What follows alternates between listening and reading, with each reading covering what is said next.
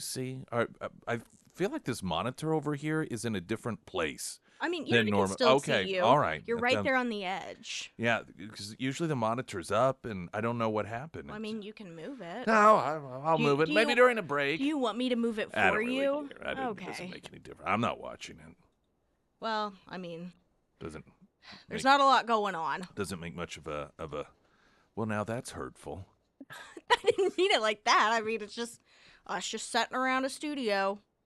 Darren Chappell will be in today. Is that right? That's He's right. going to be I believe joining the us. 7 o'clock hour. Have a end of session discussion. I Yeah. did see that Kehoe is calling lawmakers back for a session specifically regarding the Royals and Chief Stadium funding. So we'll get. I suspect I know where Darren Chappell will fall on that, but can't say for sure. Can't say for sure. I just don't think that most Missourians right now, I could be totally wrong, even fans, have a stomach for taxpayers doing any sort of lifting at all to keep stadiums on this side of the border. I mean, we've had this discussion before. If this were a matter of, oh, we're going to move to New Jersey or somewhere far away, it would be different. But I don't think people who frequent, who go, I mean, it's not going to change the names. It's not going to change really anything at all. It's just basically moving across the street. And this idea of taxpayers, just especially now, this the burdens, and you got the 5 gas tax increases that have been put on Missourians, and you've got all it's nonstop. It seems like it's never ending. That taxpayers we're the well that everyone always goes to. And I understand the arguments for it. I just don't think that maybe I'm wrong. I don't think there's a clamoring for citizens for this. I mean, I'm not hearing it. I'm not in the sports world. I'm not somebody that follows sports. But I'm talking about average fans. I'm not seeing anyone that is, posting, we got to keep, the Royals on the Missouri side. We got to keep. I just don't see that. It seems as if there is absolutely no groundswell of public call for this to be done. But we'll see. And again, we'll get Darren Chappell's thoughts on it as he joins us in the 7 o'clock hour. James Comey, a couple of things yesterday. One, it's watching some of the mainstream media cover this Biden cancer diagnosis. Now, right out of the gate, when the announcement first came, even on MSNBC, they had a specialist saying, yeah, he's had this for some time. Now, it's just out of the gate, didn't matter. Just one after another, all across political spectrum saying something isn't right here in terms, like, whether it was missed or he knew he had it. Even on CNN, that Gupta doctor, he was revealing that other presidents like Trump and Obama, whenever their medical reports get released annually, they do the annual checkup. One of the things that are in there is the levels that they do a check for potential prostate cancer. And he noted that that never was on Biden's. That was missing from his, something that has been standard, which means either they weren't doing the test for some reason that makes no sense given his age whatsoever, or they were doing it and they just didn't want the American people to see what was there, and so they kept it off. I mean, obviously, it's one of those two things. But by time last night rolls around, I'm watching some of the major networks, and they virtually act like this isn't anything unusual. They've gone right back to listening to them cover this now is not much different than how they covered accusations of his cognitive decline. No, They don't learn. And it's so crazy to me because I think today's the day that the Jake Tapper book comes out. And so for like 2 weeks now, the media has been going on and on about how did we miss this? Oh my gosh, we were misled. These people misled us. And now they're just right back to this cancer diagnosis. Well, no, they said this is perfectly. No, it's like, this previous segment that you just did in the news was about how you all needed to do a better job and just not believe everything they tell you. And it is insane to watch and to listen to these people. It's hilariously crazy. You just want to just slap them across the face. Be like, do you not hear yourselves? Do you think at some point we'll get kind of a media barrage of asking Democrats, well, when did you know he had cancer? When did you know? Because that's where we're at right now with the whole cognitive issue. It is just, it is so surreal. Those of us that are the truth seekers, we oftentimes do the compare and contrast, right? We're like, well, can you imagine? It'd be great if you could build a time machine and go back in time and just so they could see their own hypocrisy. But these two worlds have come together, and they still don't see it.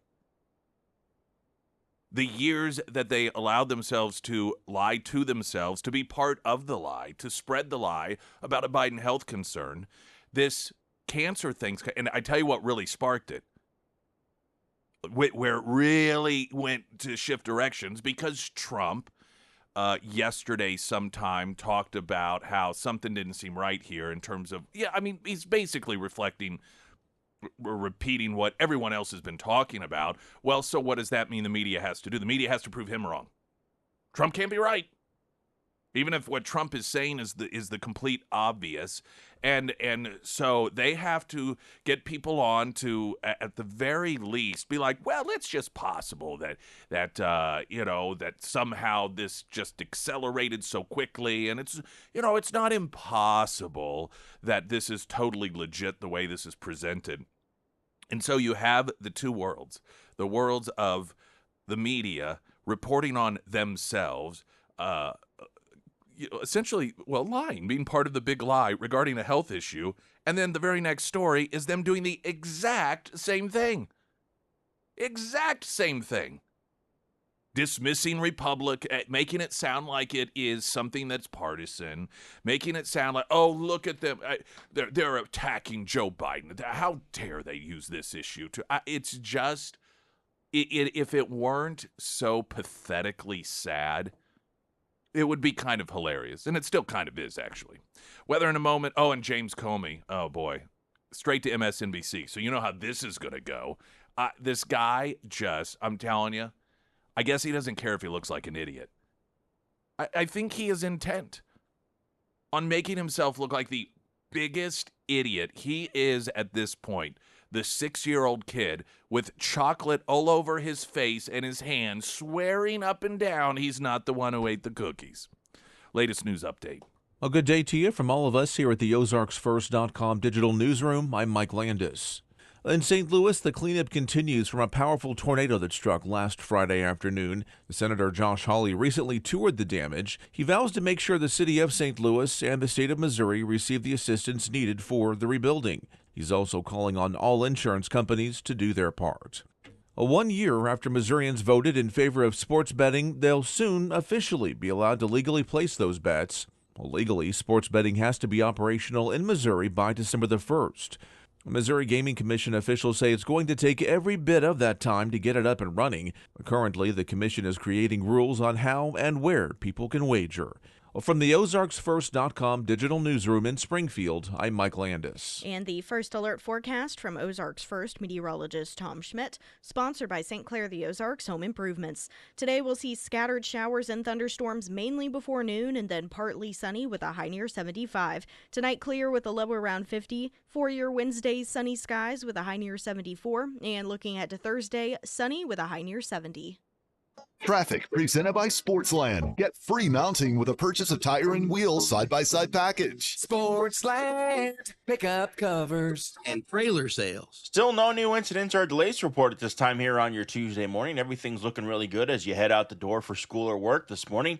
All the main roads and all the side streets in and out of the city look really good around the area. 44 is looking really good as well in and out of the city here on your Tuesday morning. This report is sponsored by Batteries Plus. Remember when you had a guy, someone who could fix anything? They're still out there at Batteries Plus. With their quick solutions and expert advice on batteries, key fobs, and phone repair, Batteries Plus will have you in and out and on your way in no time. Batteries Plus, the experts in charge. Hi, my name is Lauren, and I'm co-owner of Wolfpack Cleaners. A big part of it for me is I know that with a busy life and the stress of keeping your house clean or being at work for 12 hours a day, you want a clean space. And so that takes a lot of stress off of people when they can just come home and their house is clean. I mean, whether you have to make dinner or just relax, it's so much better. Life is hard. If something will take the stress off your life, then go for it. Call today or visit online at wolfpackcleaners.com. Two guys drove to work. Neither guy wore a seatbelt. One guy got a ticket. One guy didn't. The same two guys drove home. One guy wore his seatbelt. One guy didn't. One guy made it home. The guy not wearing his seatbelt didn't. Don't risk it. Click it or ticket. Paid for by NHTSA. Millions of Americans take medicine like Ozempic and Zepbound. Many of them are overpaying by thousands of dollars a year. These GLP-1 medications for diabetes, weight loss, and more may not always be covered by your insurance, but GoodRx can help. GoodRx helps you save every month on prescriptions at over 70,000 pharmacies nationwide. Best of all, it's free to use. Check GoodRx to save on GLP-1s. Just go to goodrx.com/GLP. That's goodrx.com/GLP. GoodRx is not insurance, but can be used instead of insurance, including Medicare and other federal and state-funded programs.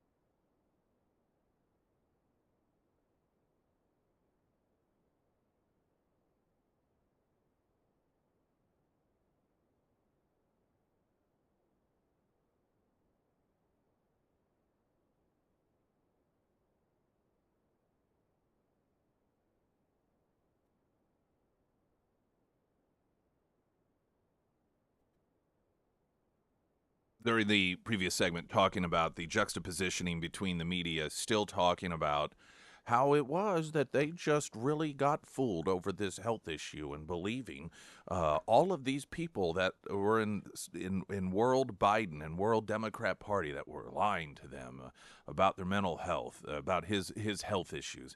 And then the next story is going to those same people essentially to some, or it's dismissing away the new health story about his cancer, and they're just they go right back into their old mode. Listening to the way that they are talking about James Comey, it's the same thing. James Comey comes up with the most absurd, childlike story possible regarding the explanation for posting the I'm telling it's like an 8-year-old. And they just present it like it's perfectly, oh, no, this sounds perfectly reasonable to us. Now, of course, you and I understand it's because it's just a propaganda machine. That's all that it is. Disinformation campaign, PSYOP, whatever you want to call it. But to watch, observe this presentation of pretending as if they really got to try to be better at their jobs to make sure they don't just believe anything that they're told by the Democrats, and again, they're all one and the same, but this is sort of the soft presentation that they're giving, that golly gee whiz, we've got to be better about this. Jake Tapper said, well, we all kind of saw it, but I should have been a little more aggressive about this. You should have not been part of the big lie is what you should have done. James Comey goes on yesterday, Nicole Wallace, MSNBC, and he said, I've got the audio, but I'm just going to read the quote to you because, frankly, I just can't stand. He's just so gross. So she asked, take me back to the walk on the beach.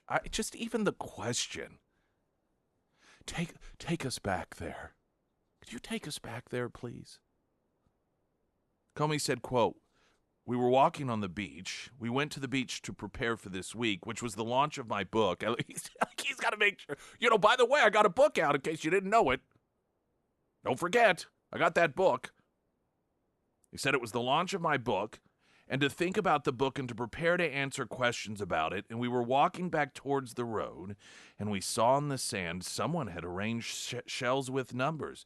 Patrice, my wife, said, "Why would someone put an address in the sand?" And I said, "I don't know."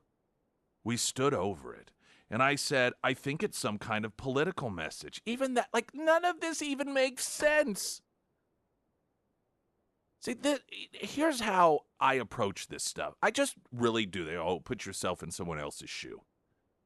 Now, imagine this for a moment. Let's just claim, just that legitimately someone did have some shells and they had 4 numbers. Just 4 numbers.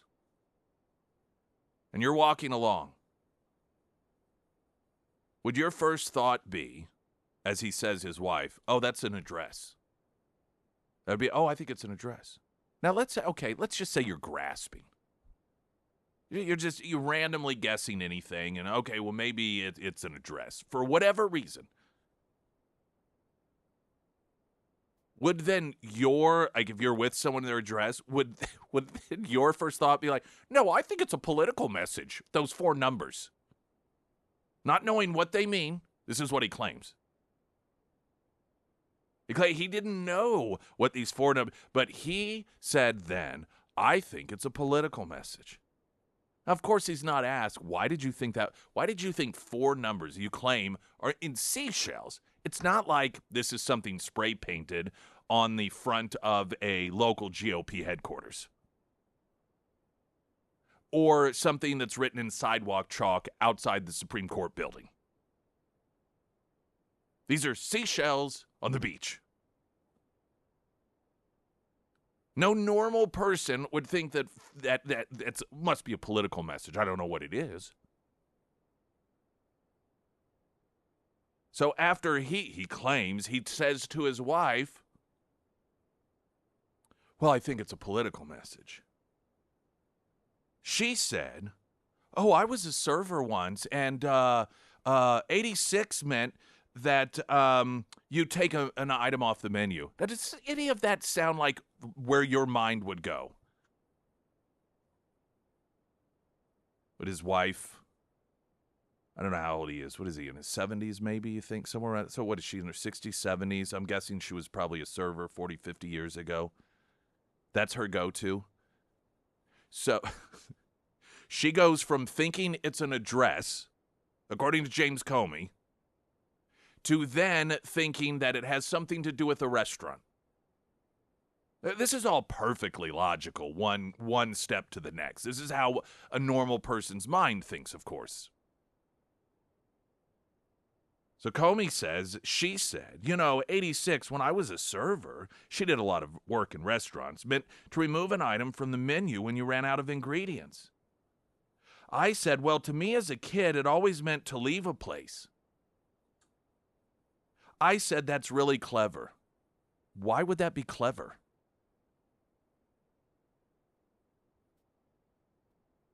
Why would that be clever? So James Comey's claiming they found, and then first his wife thinks these 4 numbers in seashells are an address. He thinks then it's a political message. She then counters, I think it has something to do with restaurants. To which he counters, no, actually, I think that maybe that means like when you're a kid, you leave a place. That's very clever. What is clever about? I don't even know what the conclusion is here to determine that this is clever in the mind of James Comey. Comey says, quote, so then she said, talking about his wife, you should take a picture of that.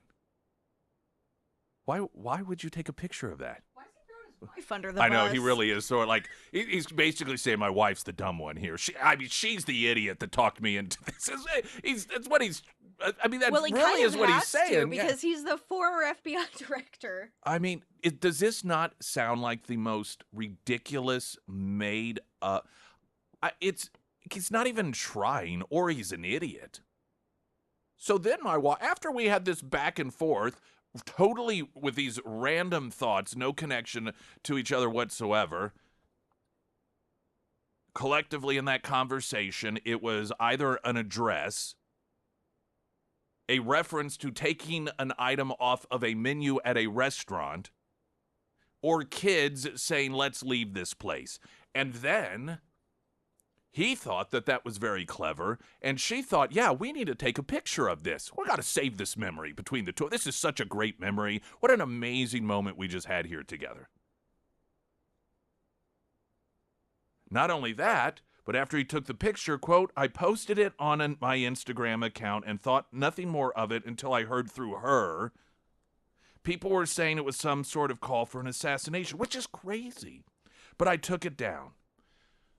So again, why would you post that? This is a situation in which he's making it worse. And in addition to that, Nicole Wallace sits there, oh, okay, and makes it sound like in this interview, I can't even play the audio because it's just so disgusting. Like he's some sort of victim caught up in a political scandal because Donald Trump is evil. And here, James Comey and his wife were simply having a moment over seashells about restaurants / home addresses / kids leaving a location, and decided to take a picture of it because it was clever, even though they didn't know what it meant and they were confused by it, and then post it on Instagram. But poor James Comey. And then they go into all of the times that Donald Trump has gone after James Comey. This, I know, hilariously, after James Comey was part of, if not leading, an attempted coup against Donald Trump, including heading up an agency that falsified evidence before a FISA court in order to be able to spy on his campaign. Oh, poor James Comey. Poor James Comey. He said, she asked, do you have any regrets about posting the picture? Well, I regret the distraction and the controversy around it, but again, it's hard to have regret about something that even in hindsight looks to me to be totally innocent for the reasons you said.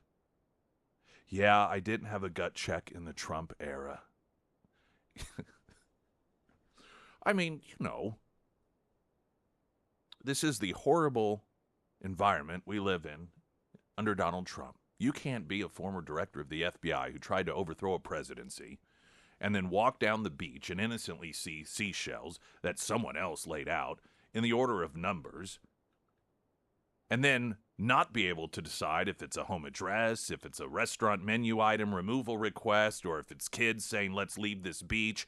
Take a picture of it, upload it for some random reason to Instagram. You can't do any of that without Donald Trump criticizing you, when it coincidentally also translates to assassinate President Trump. Or James Comey. I fear speculating how much lower can the media go. And I'm not talking about just in terms of, you know, Trump but embarrassing themselves. This is embarrassing. This is a couple of 10-year-olds that,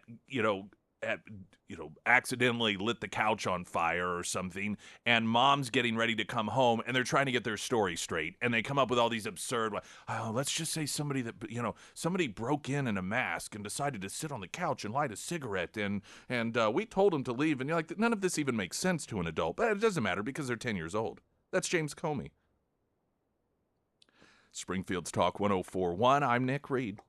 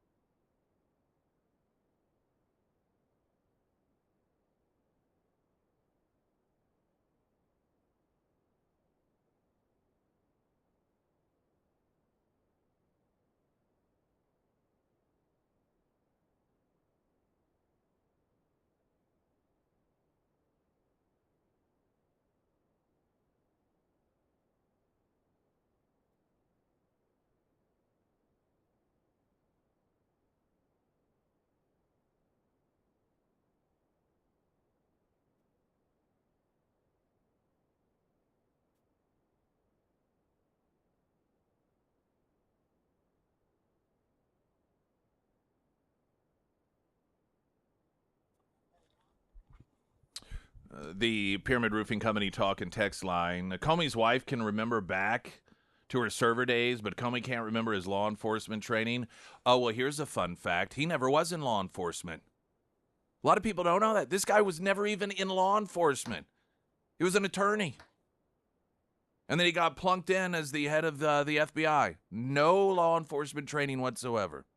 Sarah Myers, everyone. Thank you. The Pyramid Roofing Company strong storms clipped the western part of the listening area last night. And if you have any type of roof damage, whether it be leaks or drips, missing shingles or gutter issues, don't go at it alone. I want to recommend Josh and his team over at the Pyramid Roofing Company. Now, the Pyramid team, they offer emergency tarping services, and they also do free roof inspections. And whenever they do those free roof inspections, they take tons of photos and videos so you can see exactly what they see. And then they work through that insurance process with you without making you sign anything, which, by the way, not all roofing companies do that. So if you are part of the western part of the KSGF listening area and you experienced any type of storm damage last night, remember the Pyramid Roofing Company. Now, you can give Josh a call today, and you can find all of that contact information for the Pyramid Roofing Company under the Sarah's Endorsements tab at ksgf.com.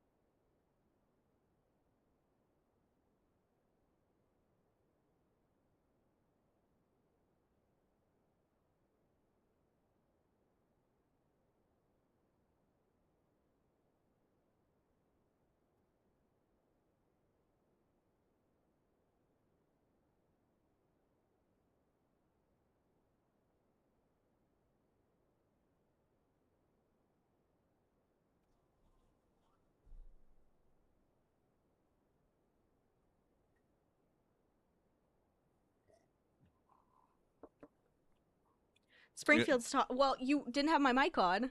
Oh. That's why I couldn't do the weather. Springfield's Talk 1041, the first alert forecast from Ozark's first meteorologist, Tom Schmidt. Sponsored by Wolfpack Cleaners, your residential and commercial cleaning professionals. Today, scattered showers and thunderstorms mainly before noon, and then partly sunny skies with a high near 75. Tonight, clear with a low around 50. For your Wednesday, sunny with a high near 74. And on Thursday, sunny with a high near 70. I wanted to read quickly here. Julia posting just this past week. Pinnaker Honda, hands down the best experience I ever had purchasing a vehicle. Jennifer Moore, you rocked my socks off. Thank you for making what could have been a stressful decision one of the easiest I've made in a very long time. I love my Accord. If you are in the market for a vehicle, tired of the sales pitches, pressure to buy, go see Jennifer at Pinnaker. She will make your experience in deciding an easy one. The last vehicle purchase I made was with the Pinnaker family, and that was my walk away. This was several years ago, and I've been in this situation before. By the time it ended, I was like, I'm so sorry. To me, when you get a vehicle, even if it's a pre-owned, it's something new, I don't know, it should be kind of exciting and fun, and you're like, I can't wait to, get out and sort of like buying a new home or something. It's a big purchase. And it was, previous scenario, I was just so aggravated, and because it was just one thing after another, and it really put me off of even trying to buy a new vehicle, or new to me anyhow. But when I did a few years ago, my truck at Pinnaker, it's just world of difference, and that's what that particular comment is about as well, or that review, I should say, and that's what you get with the folks at Pinnaker Honda.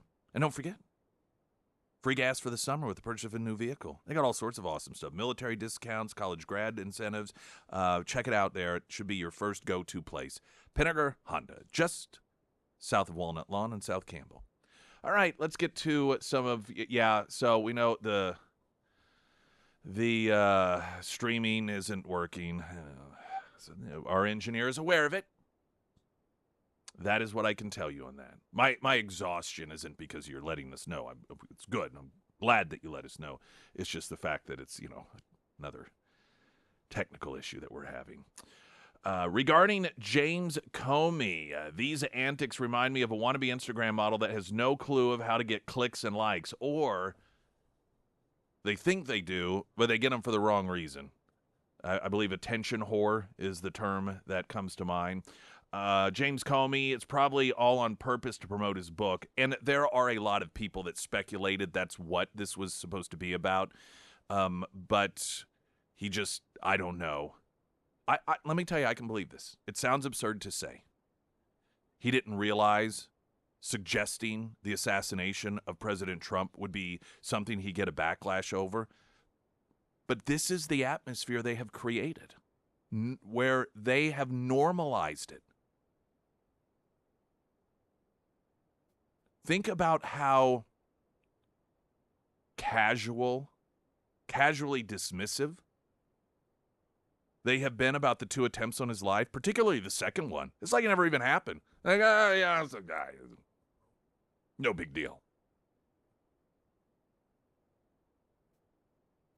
Think about past assassinations, or at least that were successful. I mean, we know the names. And while these two would-be assassins weren't successful, do you even know their names? I guarantee you, if it had been Obama or any Democrat, we'd know all about it because they'd hammer away at it nonstop. They have created deliberately a culture in which they are normalizing violence against their political opposition, whether it is a Supreme Court justice, it is a bunch of Republicans practicing for a charity softball game, it is a bunch of rich white Christian kids at a school in Tennessee, it's the CEO of an evil insurance company, or the president of the United States, or a candidate for the presidency, as long as it's the bad guy. I mean, just that listing there, that's in the last few years that left-wing activists have taken to try and or successfully kill people that they disagree with. And it's gone beyond normalization. In some instances, it's celebrated openly. Out in California, there is a piece of legislation the Democrats named after the shooter of the health insurance company, that CEO. They named it after the shooter. And it wasn't some anti-gun legislation. It was something that was positive. It was supposed to be positive legislation. It had to do with making sure everyone had health care. They honored the assassin by naming it after him.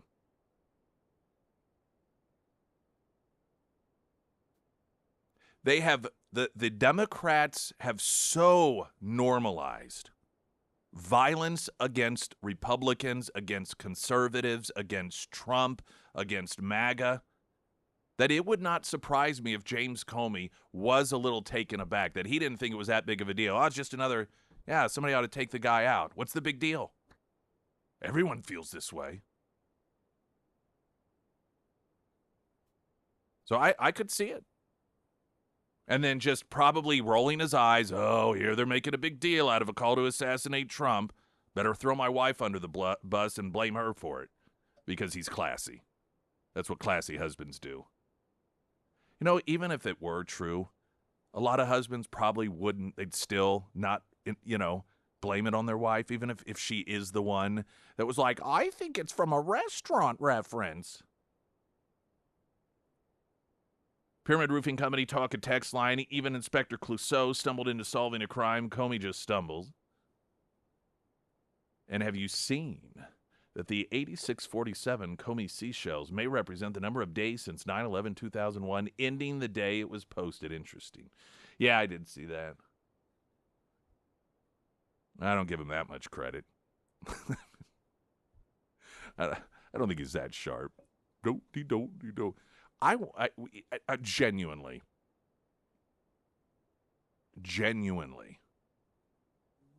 I just want to know how that thought developed.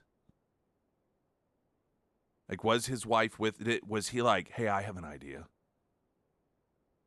Let's post some, here's some, because they had to collect the seashells, right? They had to collect those seashells.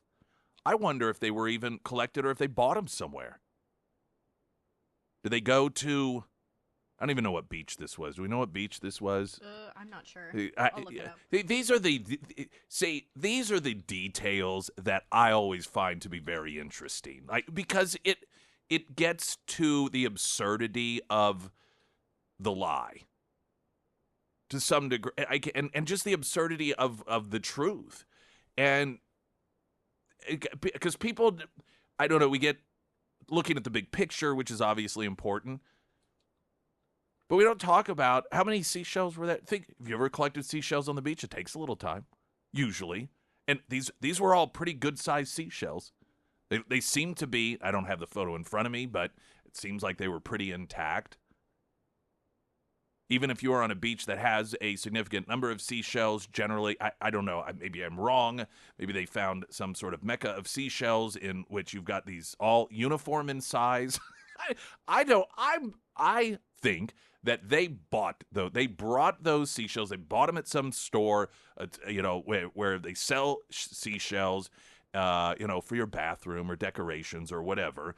Took him out there, and I say they. He's decided to bring his wife into this thing, but I don't know whether that's true or not. But, like, when did this thought first come up? And to use seashells, which he's done before. But last time he stumbled upon a seashell, somebody had painted Kamala for president, or Kamala or something about Kamala, and so this is the other. And that one he pretended that he just found as well. So he's already used it. That's another part of this. He's already used the golly gee willikers, look at this clever seashell I found thing before. But the media is still like, well, no, that all sounds perfectly reasonable. I just can't get over the stupidity of these people. Can't do it. Did you find out what beach it was? No. Yeah. Of course, none of the articles said. I feel like it's somewhere on the East Coast. Yeah. I'm sure it is. I think you have a greater likelihood of finding Joe Biden sprawled out on the beach than you do all of those seashells, and especially, with the 8647. Springfield's Talk 104.1. I'm Nick Reed.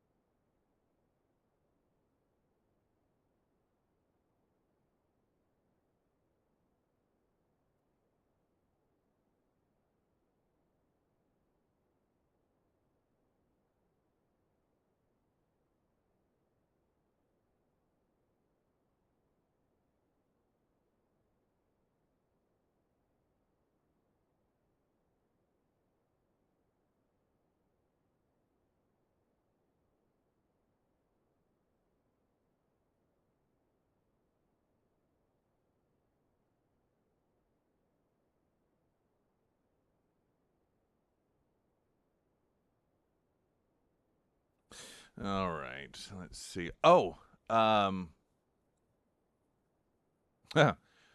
Pyramid Roofing Company talk a text line. We should take Comey on the next Great Escape and see what shells he can find in Cancun.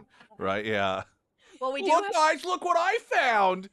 We do have one room left. Yeah. We should reach out. So I did. I talked to Cam yesterday. I actually stopped by the travel group, and I just thought I'd pop my head in there and say hi to her because I was in that area. And I had a few minutes to spare. And, yeah, she said there's one room left. Now, I know I've explained this before, but just so there's no confusion, obviously on the resort, there is some leeway when it comes to rooms, but it's the airplane that's the situation. We have so many. So now that doesn't mean that when we take the flight together, there are always some other groups that are on the flight as well, which is kind of fun because you like, oh, where are you guys from? And oh, we all work together and we decided to do a group trip. We live in this place or whatever. And sometimes those groups end up not having as many book, and so then we find out, or Cam finds out from the airline that, oh, actually 4 seats open up on the flight. As it stands now, however, there are only 2 available seats that we have reserved, and so that is why that's our limit currently, barring anybody from some other group or somebody from our own group ending up having to drop out for some reason. Why it is we're limited to, we say we have one more junior suite available. Now, that being said, there's always if we do get booked up and then you're like, oh, we really, really want to go, Cam can always arrange for you to get down there some other way, maybe later in the day, or, take a flight out of Springfield to somewhere to there, as opposed to the direct flight out of St. Louis with the rest of us. That obviously is going to have an impact on the pricing, but, all that being said, we are down to one junior suite. And I will tell you, if you're sort of thinking, well, yeah, I think, let's wait till next week to decide. This weekend, she is leaving for either 2 or 3 weeks. I think 2 weeks. It was the early part of June on a trip. And so I'm sure she may have access to email and such, but she's going to be taking care of, her own little trip that she's going on. And so, if you may not be able to get a hold of her easily is the point. And so if you're sort of thinking, yeah, we're going to do it, we'll do it next week, you may want to go ahead and do it this week. And they are closed on Friday, so that would be through Thursday that you have the opportunity to do that. So that will be the Great Escape. But yeah, I like the idea of Comey. You could come running up like a 10-year. Look what I found. Look, I found shells that said Trump is Hitler. I found shells that are all crafted together. It looks like Trump with a Hitler mustache, and he's doing a Heil Hitler. Look, everyone, what I just stumbled upon. Actually, my wife found it. What a piece of crap that guy is. Premier Landscaping Services. It's Hunter Hardscapes and Outdoor Oasis. This is something that, I don't know, it just clicked with me some time ago. And when you look at lots to build a home on, then you realize how expensive that piece of land actually is, yet we rarely take advantage of it. That's all living space. It's all square footage that most people don't utilize. But there are some who realize I can have an entire outdoor living area, particularly when the weather's nice and, you're in the house, it's stuffy, you can get outside and you can entertain if you'd like. You can just have a big hammock out there at night next to the smokeless built-in fire pit. You can have your smoker out there. You can have your grill out there. You can have virtually anything you want to turn it into an outdoor oasis, an outdoor living space. And Hunter Hardscape and Outdoor, these are the folks. Cannot recommend them enough. I recommend that you go to their site. We had Daniel on Friday, and one of the things he mentioned, and I really like this, for me, is if you go to the site, there is sort of an estimation calculator deal or whatever that will give you a ballpark idea. You enter your square footage, you have kind of an idea what you're looking to do.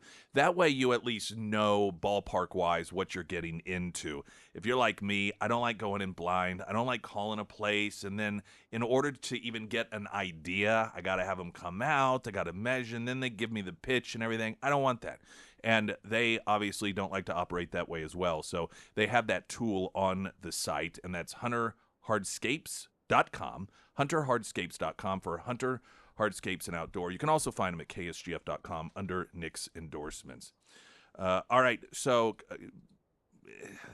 this is a continuation of coming up here after we get a traffic update. Yesterday, around this time, virtually everyone acknowledged that the timeline of this Joe Biden cancer thing, that something was not right here. That it just didn't add up. Even on MSNBC and CNN, yesterday morning, they have their experts on saying, yeah, this just doesn't add up.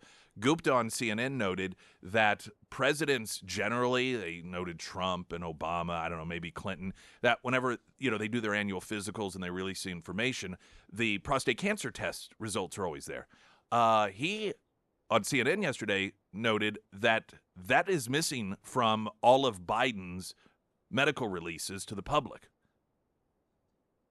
So why is that? Were the tests not done? If they weren't, why weren't they done? Did they know something? Were they being done by someone else? Or were they done but hidden, and why were they hidden?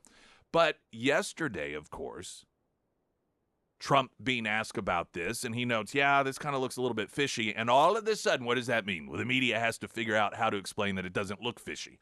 That Trump, of course, is wrong. And so that propaganda machine began churning yesterday. So we'll have some of that. It's just, again, the ridiculous nature of all of this and this make-believe world that the left wants to live in, and just it's so embarrassing.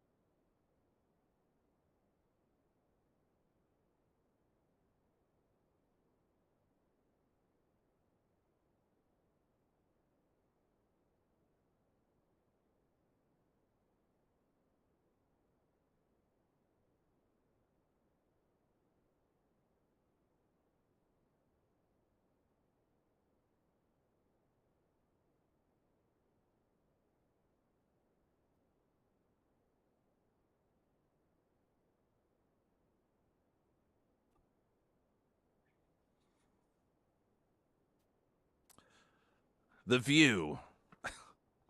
Whoopi Goldberg said that there's no way Biden would have hid the cancer diagnosis from public if he were still president.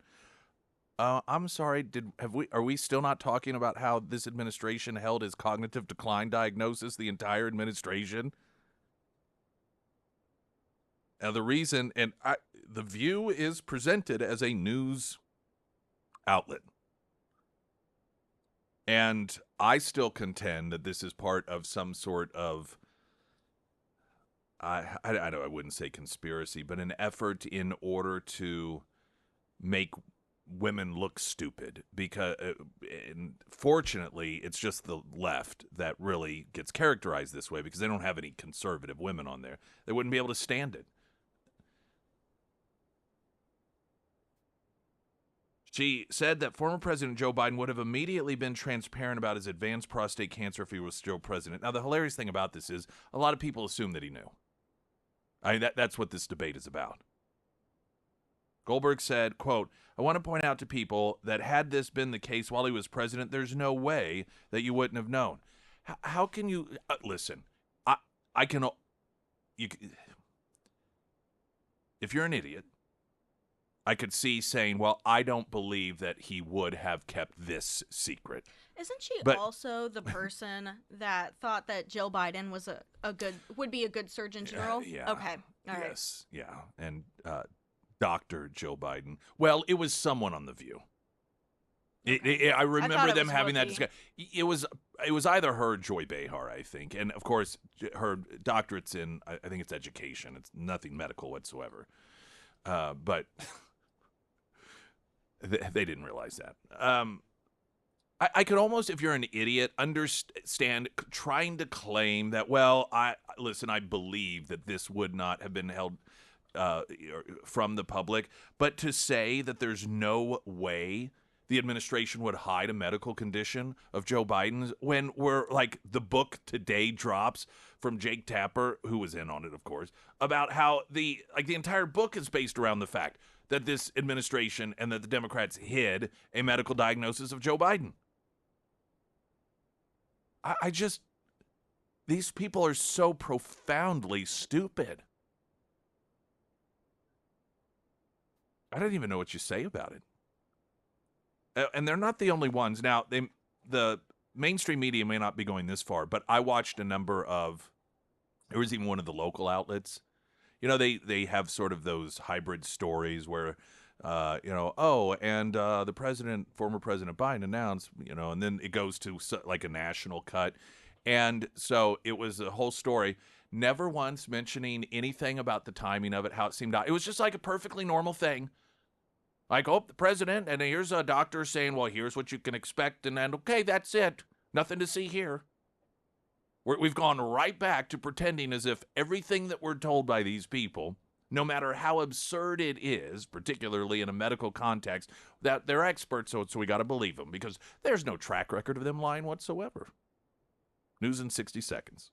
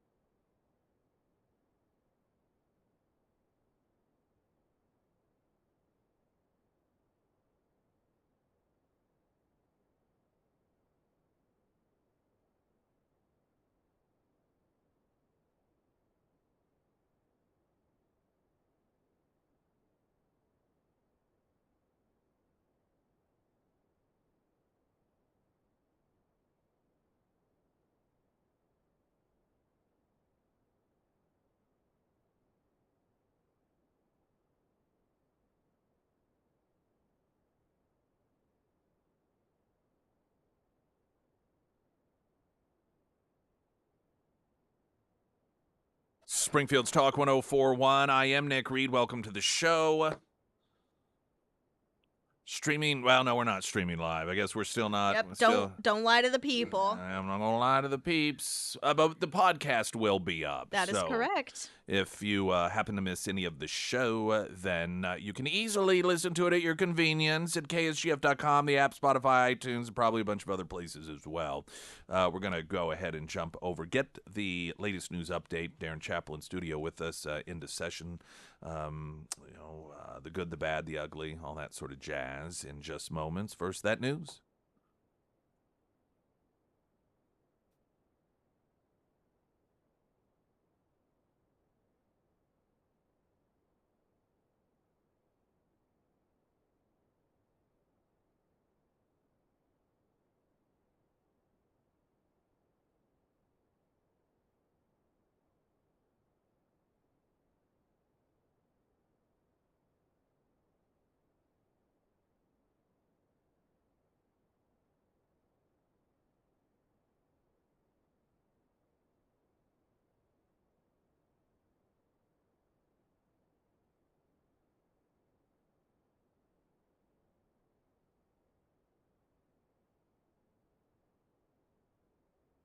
And the first alert forecast from Ozarks First meteorologist Tom Schmidt, sponsored by St. Clair the Ozarks Home Improvements. Today we'll see scattered showers and thunderstorms mainly before noon and then partly sunny skies with a high near 75. Tonight clear with a low around 50. For your Wednesday, sunny skies with a high near 74. And then Thursday, sunny with a high near 70. Before we get a traffic update, want to remind you, Ozarks Elder Law, the importance there.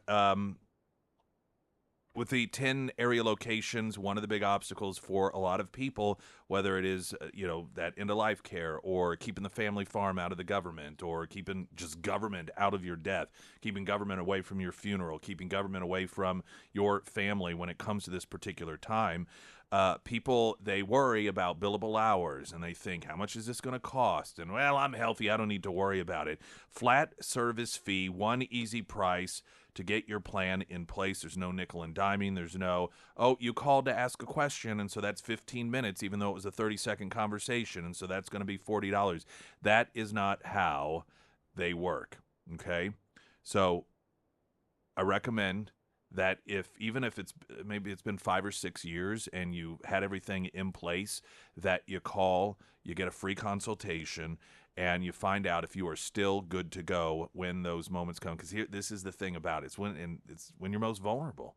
And it's when you need it the least to have a government coming in and poking around and seeing what they can take from you and your family. And if you pass on, your family promises, we're going to keep this in the family, pass it down generations, whether it's land or a home.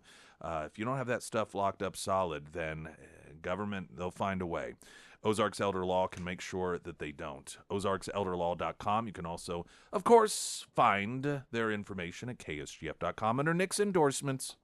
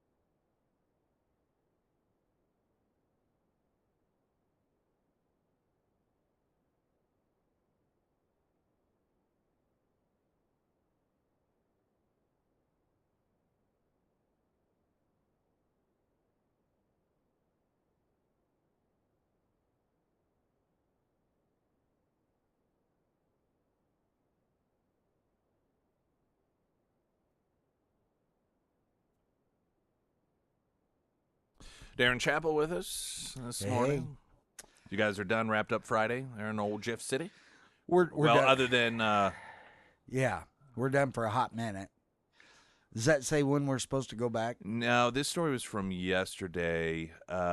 This had Missouri Governor will call lawmakers back into session for Royals Chief Stadium funding, but unbelievable.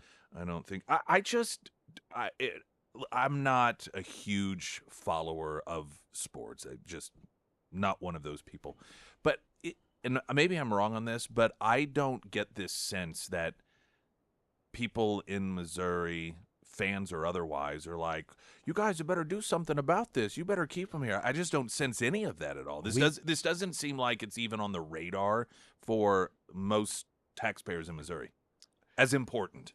We get a lot. I mean, we get a lot. Of course, you only get from the people that are involved. And out of 6.5 million people, the number of Royals and Chiefs fans that really care about where they're located, that's still a lot of people. And I've been a Chiefs fan since Lenny Dawson was quarterback, and more than 50 years now. And I love the Kansas City Chiefs. In fact, I'm obnoxious during football season. Everybody knows it. In fact, I've had people tell me if I can't listen to the radio, I just follow your Facebook posts. And I've had other people. Oh, yeah. You do. I have noticed that. Yeah, it's obnoxious. Because you're one of the reasons if I am recording the game because I'm not able to watch it in real time that I don't get on Facebook. You are one of the reasons. I kid you not. Sorry, buddy. Because you do. You can't. Yeah, you keep those postings going. Well, I get excited. And then one time I didn't. I wasn't able to watch the game live, and somebody called my mom to make sure I was okay. So I mean, I'm all about it, but it's not the proper role of government. First of all, I kind of figured that's where you'd be. Yeah. Secondarily, what they're wanting to do, I don't think is right at all. The way they're wanting to do it. I asked the director of the Department of Economic Development where in the Constitution we're allowed to do what they're proposing, and I just got blank. Had nothing. The what? Yeah. They just. She said what would that matter? And well, it's kind of a big deal. It's like the rules that allow us to do anything. But thirdly, and here at home, more importantly, I've got people that are trying to pay their rent and feed themselves and make their car payments, and they're struggling.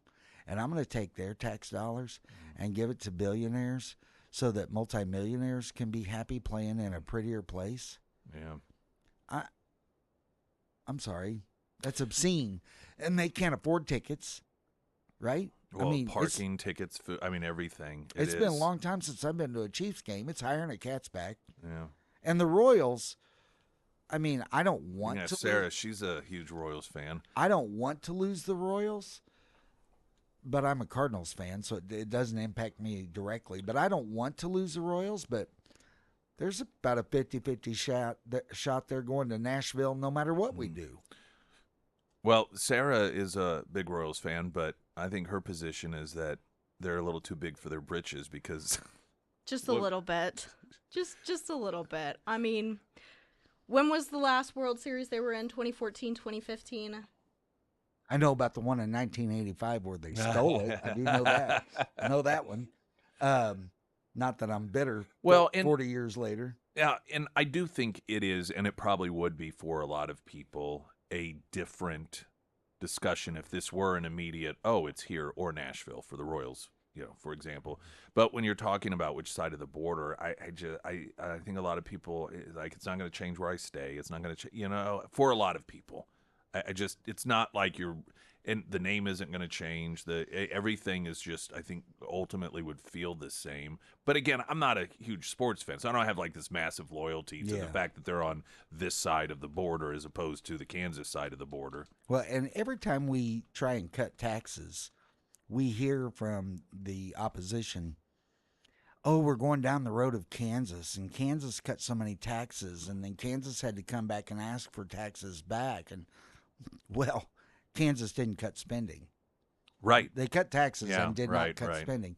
But if Kansas is such a poor example of how to do economic planning.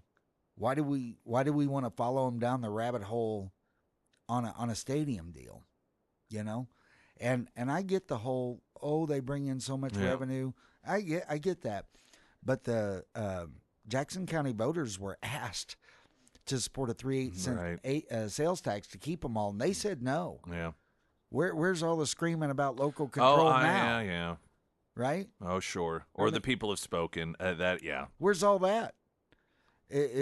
So that's not convenient at this time. Yeah, exactly. I get it all. I truly do. I want the Chiefs to stay where they are, and I'd like to see the Royals stay where they are.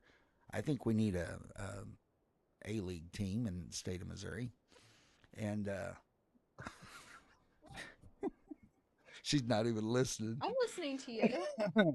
I know. I think all that's great, but it's not the function of government to work this deal out for a private entity. It's just not. What are we in for on the World Cup, taxpayer? Oh, it's going to be crazy. We've spent so much money on the World Cup, and I hope it comes, and I hope it's a success. But I really hope I don't ever have to hear about it again. Yeah, I'm so sick. Is it 26? Yeah. Okay. I don't even recall. I don't know. I used to really follow that. I just know that. I'm not a soccer fan. I believe that at all. I believe that you probably even. I don't know. I don't want to say look down on people who are, but just see them as a different type. I don't look down on people who are soccer fans. I don't understand soccer. Yeah. Okay. At all. I've got a really good friend of mine who's a massive soccer fan, and I just look at him like, he's got four heads. I have no idea what he's talking about. When I was really into following soccer to a much greater extent than I am now, and oftentimes people would mock it because of how boring it was. Oh, it was 2-1. And I'm like, well, if I guess they made every goal worth 6 and then you got an extra shot on top of it, yeah, the score would be a little bit higher, but they don't do that. It just cracks me up how they just flop over. Yeah, that they do. And that they do. That's funny to me. Yeah. I think it's, you got these individuals who are obviously unbelievable athletes. Just being able to run that long. But now to give them credit, the recovery is remarkable. Are you kidding me? Once that card comes out, they're healed. Those cards are the healing mechanism for those players. For about 12 seconds, they've got a broken sternum and they're about to spine, die. Yeah. And then all of a sudden it's like, oh man, I feel so much better. That is true. Yeah, I think that's funny. but I don't watch and I don't know anything about it. I couldn't name a single team. I know nothing. Zero. Yeah. And so I'm I don't talk about things I don't know about. Well, we got Darren Chappell. We're going to take a quick break, and then some of the other things. I know, obviously, when it comes to just any thoughts, and then I'm sure there are things that are going on people aren't necessarily aware of, things that you've done, but the abortion and the minimum profit, all of that as well. With Darren Chappell, Pyramid Roofing Company, talk and text line 447 KSGF. I'm Nick Reed.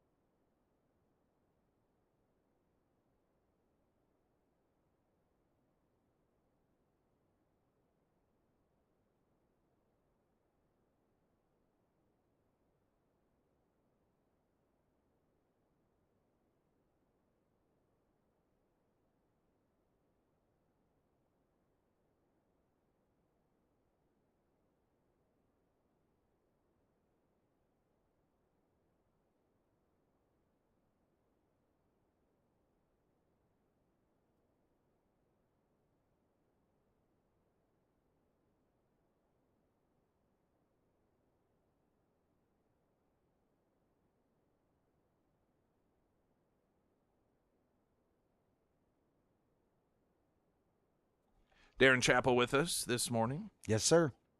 All right. So where do you want to start with this other stuff? Did you want to hit the Prop A abortion? Yeah. So HJR 73, which was carried by Brian Seitz down in Taney County in Branson. For crying out loud, if I hear one more time, you don't respect the will of the people and you're trying to overturn the will of the voters. No, that's not. I mean, that's just categorically untrue. So when you run two constitutional amendments or more at the same time and they all pass, they do not all go into the Constitution. The one with the most votes goes into the Constitution. Multiple amendments on the same subject matter. We saw that with the marijuana. Right. Right. Yes. So just because a thing gets a majority of votes plus, 50% plus one, that does not mean that it is automatically in the Constitution if there are multiples. Well, there weren't multiples. And so what we had essentially was a ban, a total ban except for, very, very small carve-outs. And then this pretty well opens the door and throws everything out the window of any protection. I mean, when clinics don't have to be medically, it's crazy. I mean, the way it's written, I mean, I don't know. Could you get a dental hygienist to meet that qualification of medical personnel? Well, and what was crazy about it, for the people that always go on and on about trying to describe or trying to create the imagery of back alley abortions, if abortion is illegal, they legalized essentially the same safety level of 100%. back alley abortions. 100%. Like you just voted back alley abortions into the Constitution, immunity for anybody that screws one up and kills a woman. It's insane. And that's the thing that's absolutely outrageous, that they give immunity to anybody who harms a woman while she's having an abortion. But let's be reasonable for a second. Most abortions are chemical abortions that occur through the male. You get pills and you take the pill and you kill your baby that way. And of course, we've recently learned how dangerous those are as well in terms of to the woman. Sure. But I mean, that's what's going on. Right. So the idea that somebody's having to go to a back alley with some guy with a rusty coat hanger, I mean, that's ridiculous. But now they can. Yeah, they can now under the amendment that passed. So what we had was what they saw as an extreme that was unacceptable, and what was passed as an extreme that we see as unacceptable. And the question became: is there not something that would be more acceptable to a majority of people? Now, me, myself, and I don't support abortion on any level. I certainly don't think tax dollars ought to go to provide one.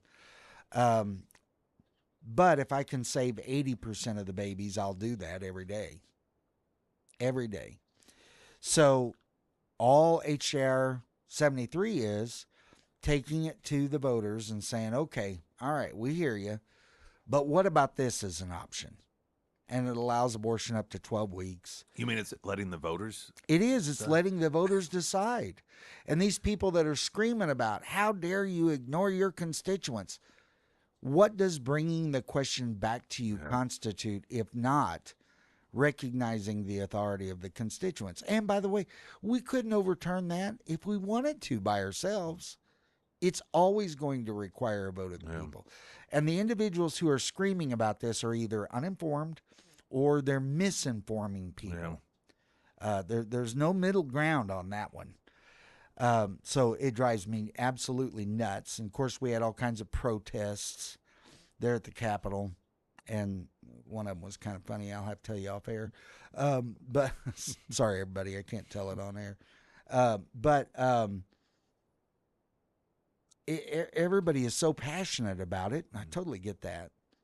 But by the same token, we're trying to help protect women so they're not suffering at the hands of some misogynist in a white coat. We're trying to protect girls. And we're trying to protect babies.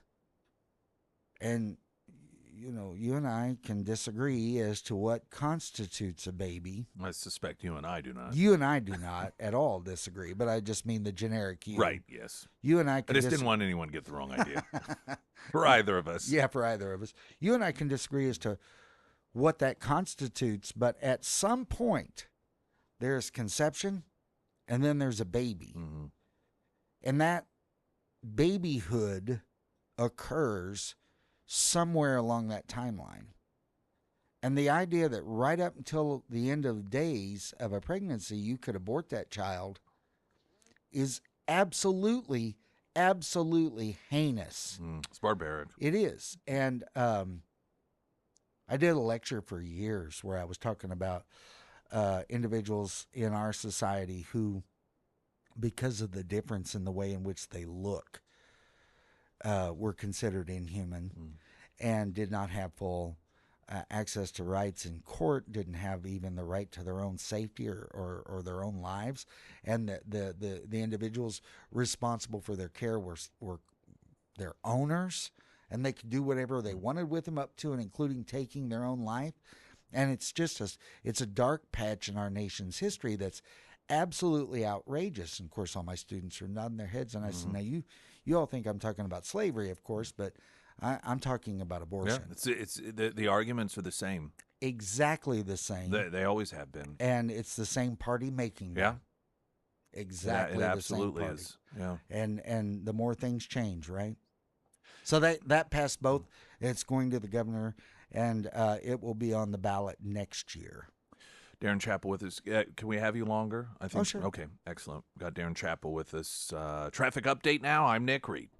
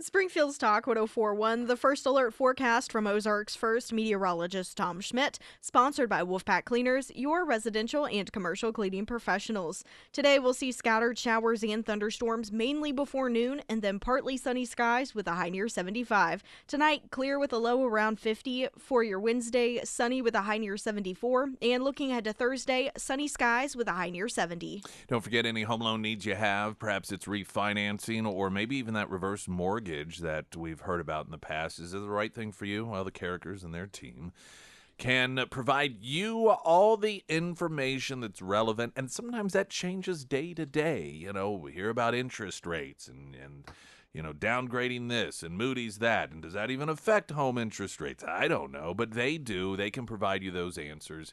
And you may also be thinking about paying off your home. Like, hey, I got a settlement and we only owe 40 grand on our house. Should we just pay that off? Some of the things that you oftentimes think are no-brainers, like no debt is awesome, right? But there are, for a lot of people, different factors as to whether it is the right thing to do, not to do, and the characters in their team, they can provide you all of that information so you can make the best decision possible. And their contact info, and then, of course, to move forward with the process when the time does come, if it does, is iwantagreathomeloan.com, because you do. Darren Chappell is with us. Yes, sir. All right, so the other big one in which you all are overturning the will of the people. We actually are in this one. So Prop A. Yep. And Prop A simply dealt with the issue of the increasing the minimum wage, but it also added in sick leave and time off and, you know, things that are, I certainly understand people wanting, but small business owners are just being destroyed by this. And unfortunately, it went into effect on May the 1st. We passed this law through both houses. It's on the governor's desk. I'm confident he'll sign it, but it won't go into effect until August 28th. We maintained the new increased minimum wage amount, which me, myself, and I think that's a mistake. Mm-hmm. The actual minimum wage is zero, because as soon as I compel a small business owner to not be able to afford people, then there are no more jobs. Yeah. And small businesses are the lifeblood of employment in this state and all states in the country. And so, and wage compression and everything under the sun. And there are no minimum wage jobs really any longer, because you get out of high school and I'm supposed to pay you, I'm supposed to pay you $30,000 a year when you can't walk and chew gum at the same time just because. So that's a problem. But we left that alone. We stripped out the other stuff. That'll go to the governor's desk. Like I say, that'll be effective August 28th. But there were some other big issues, too. So House Bill 495, which is public safety, including the St. Louis Police. St. Louis took over their police department from state control a while back, and it's just been horrific. There was a video of a guy sitting on a curb. Another guy walked up behind him, jacked a shell into the chamber, and shot him in the back of the head in broad daylight about 2 blocks away from City Hall. I mean, it's just horrific. Yeah. So the state is taking back over with a board over the activities and planning of the St. Louis Police.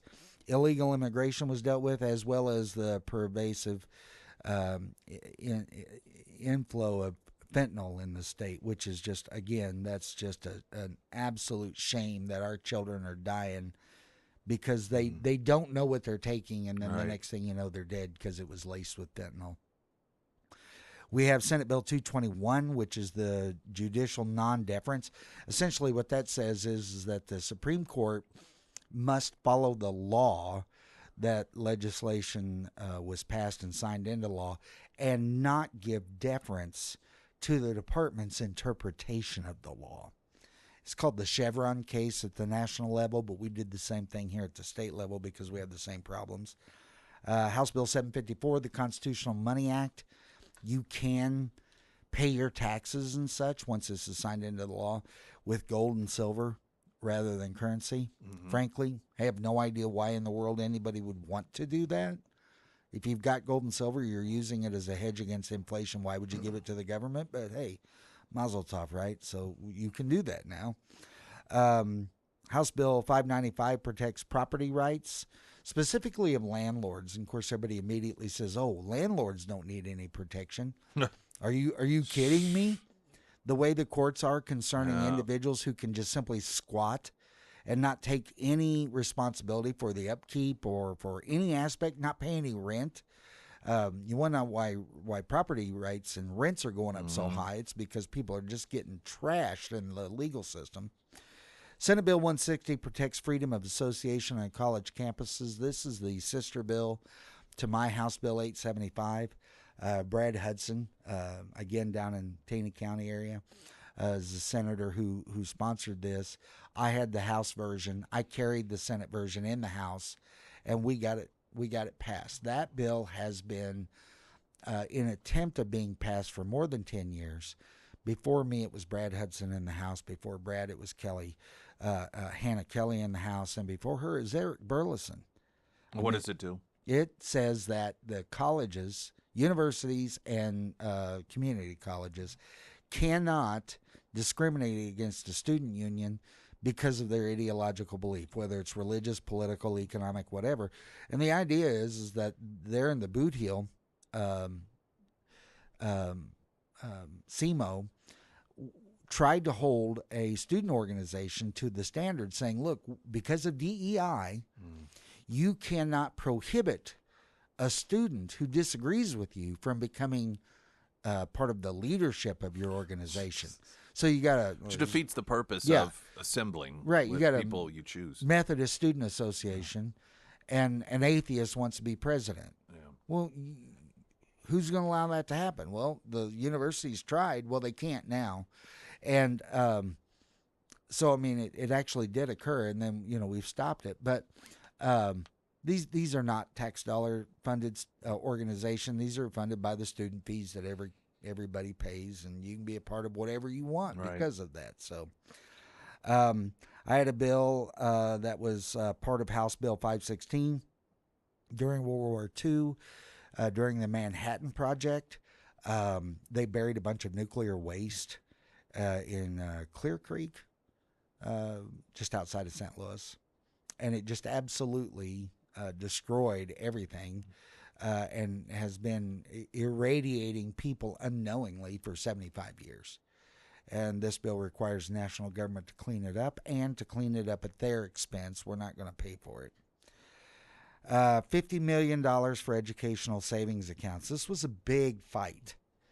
And we're in conference committee on the budget.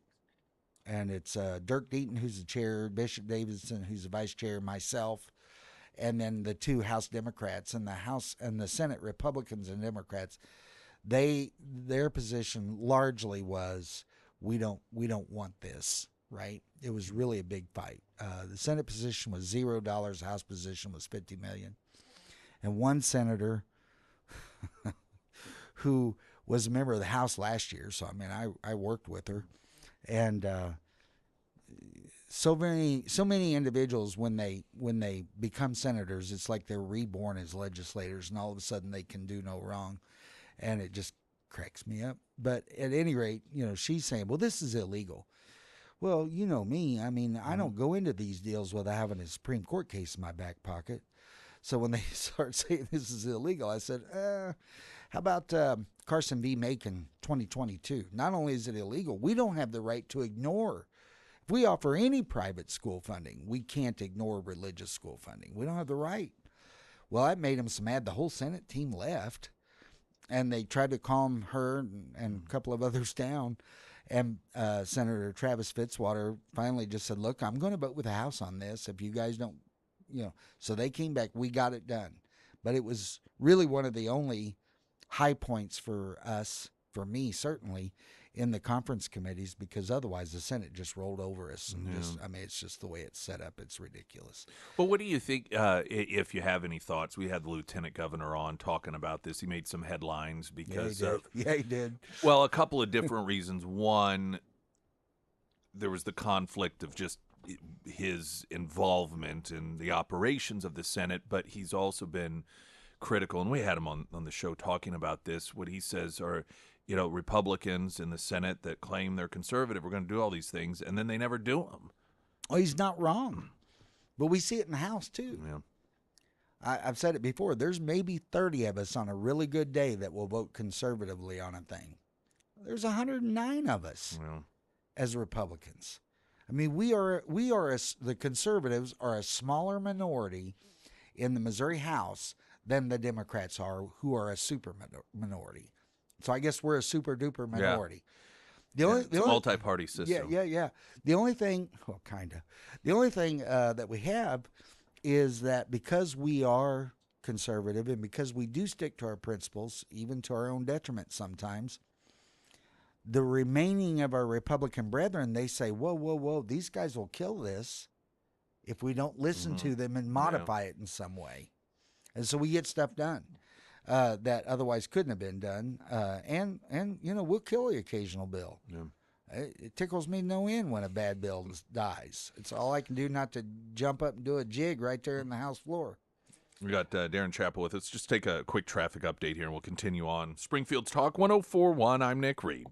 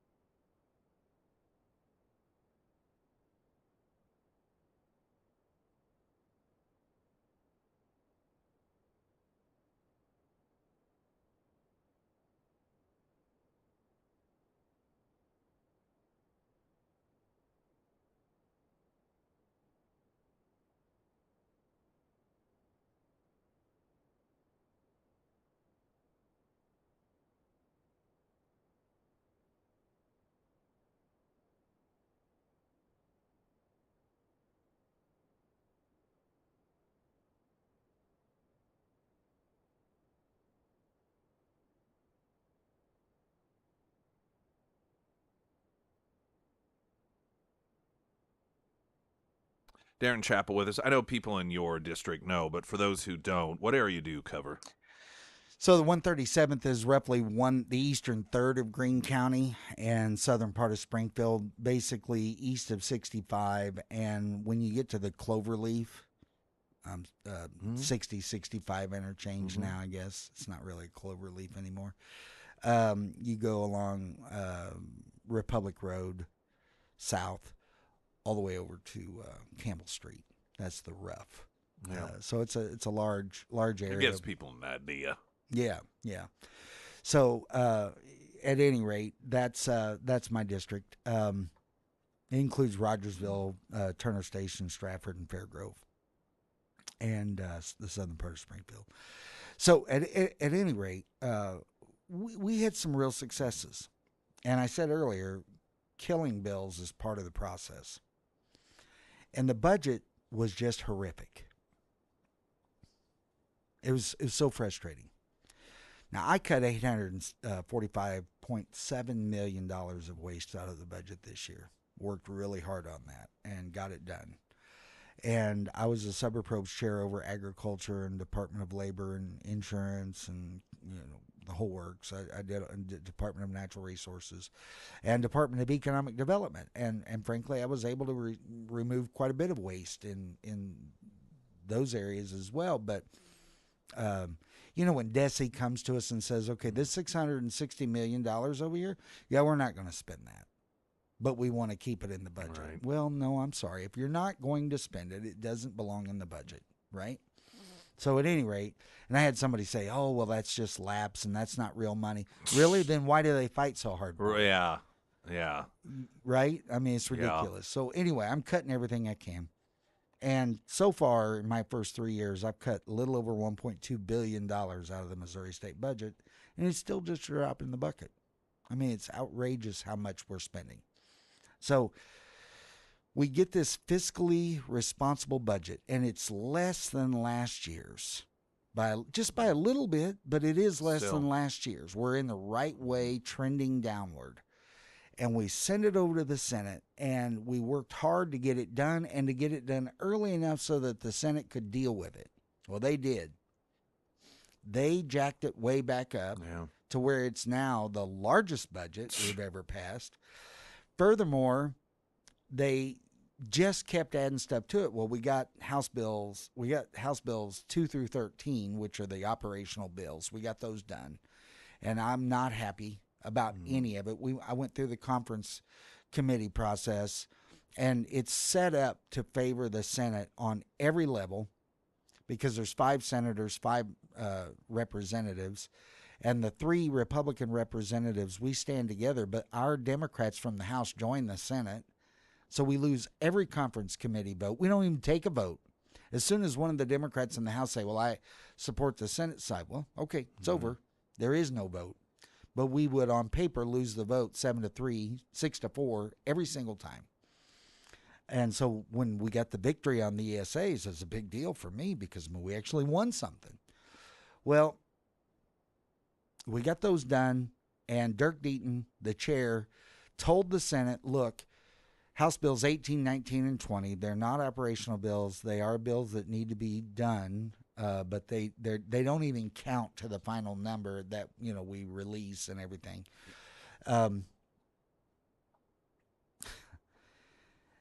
If you guys don't change it much, we'll just pass them and it'll be done. Well, they stuck an extra $100 million on House Bill 19 and then sent it over to us and adjourned on Friday of the last day for the budget. They adjourned about 1:00. So there was no conference. There was no discussion. And Chair Deaton said, I'm not bringing this bill up on the floor. And, I found out about this 8 minutes before it happened. I mean, that's how quick it's going. But I fully supported his effort.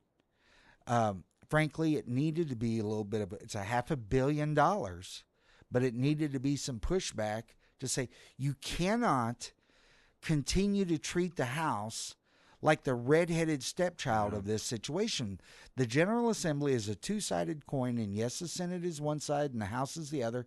And yes, a significant number of the people in the Senate served in the House, and so they think they're super legislators. Right. It's this false sense of superiority. And yes, they have more power, and yes, each individual can shut the whole thing down.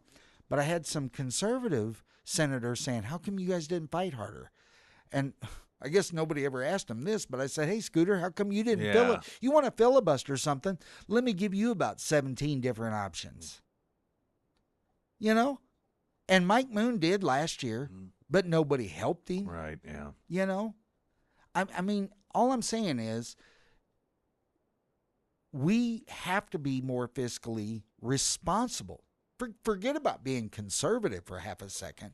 We've got to be more fiscally responsible. 4 years ago, we had about a $6.5 billion reserve. We're down to $1.3 billion now because they're just running through money like water through a sieve. And I mean, I just don't understand why rational adults can't see this.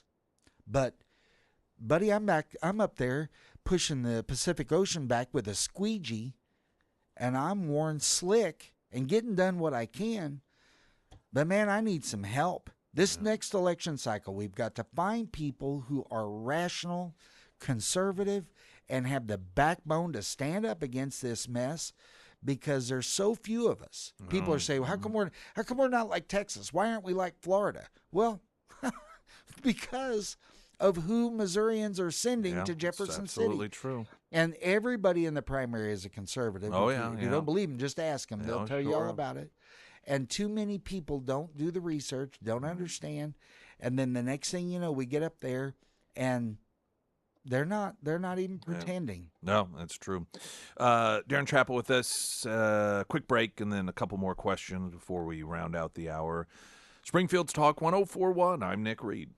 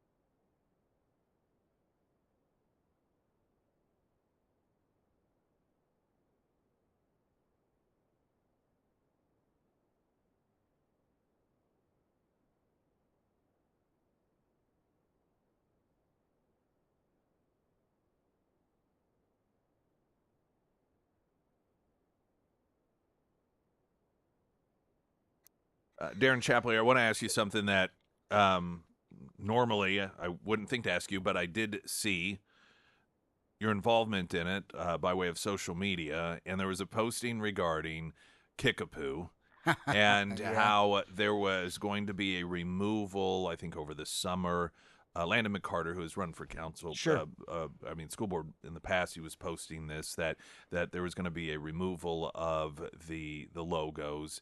And then there was a reference to you talking with the superintendent, and then you had made it. So what's the story there? Okay, so I went to Kickapoo. I'm a Kickapoo alumni, alum. I'm sorry, didn't mean to use a plural in Latin. I'm a Kickapoo alum. It happens here sometimes. Where's my Latin grammar? So I saw this and this is stupid. Mm-hmm. So I called the superintendent. I have this office. It's stupid if I don't use it for the good of the community. So I called the superintendent. Well, and you are a taxpayer also. Yeah, but I mean, I don't. Yeah. I'm not that guy that says, "Do you know who I am?" Yeah. But I mean, in these instances, you got to use the tools you're given.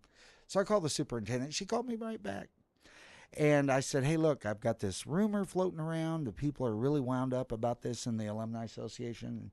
She said, "Well, I'm glad you called and asked me directly." She said, we are not removing all that stuff. She said, "Now, before I came here as superintendent, the previous administration did determine to rebrand Kickapoo." She kept saying brand. I go, it's funny to me. High schools have brands, but whatever. So, that's where the gold K with the spear running through it, that's where that came from. Okay. And that's to replace the chief profile, the Indian chief profile. And I said, well, whatever. I guess I get it. But, she said, well, we didn't do that. She said, but there are still concerns about some of the iconography in the school. Okay. What's the problem? According to her, now there is some dispute as to whether this is true, but according to her, the Kickapoo tribe came to SPS, the school, whatever, and said, look, we don't mind the name, and we don't mind the imagery of Kickapoo natives, but that's a Lakota Sioux headdress on that chief.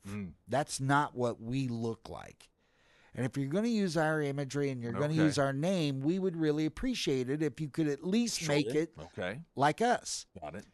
Well, the problem is previous classes have used as fundraisers like this giant inlaid tile thing where they were selling feathers, and you could, the money was used for the school and the arts and everything, but now it's this big, beautiful thing that's been there forever, and people are really passionate about it. And the Kickapoo people go, yeah, that's totally cool, but that's not us. Yeah, sure. Well, okay, what do you do with that? Yeah. Right? What do you do with that? And so I just tried to report back to the Alumni Association what Dr. Lathan said. She said that it's not definite that anything's going to happen, but that we're just in the discussion phase. Okay. Somebody said that's bullcrap, and I said, okay. What if down the road, though, France takes over the United States and they're going to honor, quote unquote, George Washington by having him in a Napoleonic uniform? we would throw a fit. So I mean, I get it. Well, yeah, no. If it's an accuracy, I mean, to me, I'd want it to be more accurate, but it's our culture too, because we grew up there and it's our school. Sure. So I mean, it's a balance, and I don't know what the right answer is, but I sometimes don't. There isn't one. I don't think it's as horrific as it was portrayed. Understood. Got it. Okay. Well, any future developments, we will make sure to update people on. As always, thank you, sir. Oh, pleasure. Man, thanks for having me on. Appreciate it. Pleasure. Chapel, everyone, and any of it that you missed. Some questions coming in, some of which we talked about earlier. The podcast will be up, so you can hear the full hour with Darren Chappell at KSGF.com, Spotify, and iTunes.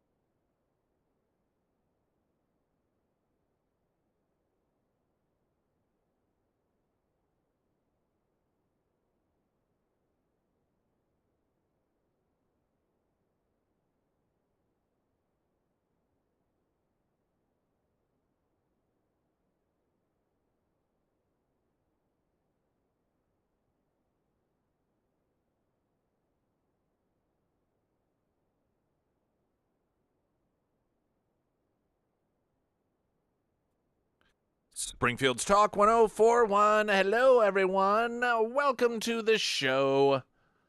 My name is Nick Reed. All right, so we've got an opportunity for you to win tickets. Turnpike Troubadour. Why do I have a hard time? Troubadours. I don't know why I have a hard time saying that. Big in the Southern Rock. Yeah, realm. I know they're extremely popular, but I will I'm not going to pretend like I don't know I was who they were familiar either. with I've them. heard I of them. wasn't familiar with them, but I know that they are very popular. I mean, they're going to be Thunder Ridge Nature Arena.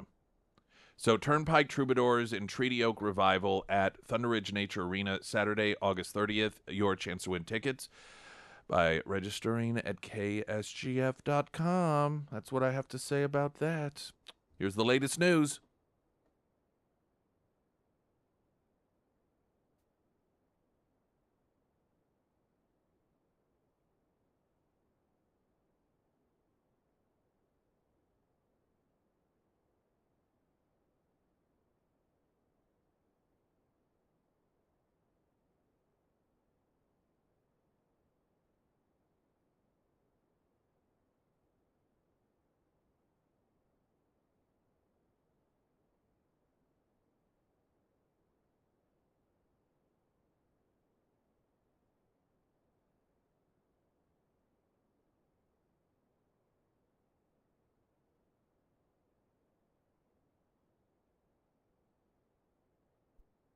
And the first alert forecast from Ozarks First meteorologist Tom Schmidt, sponsored by St. Clair the Ozarks Home Improvements. Today we'll see scattered showers and thunderstorms mainly before noon and then partly sunny skies with a high near 75.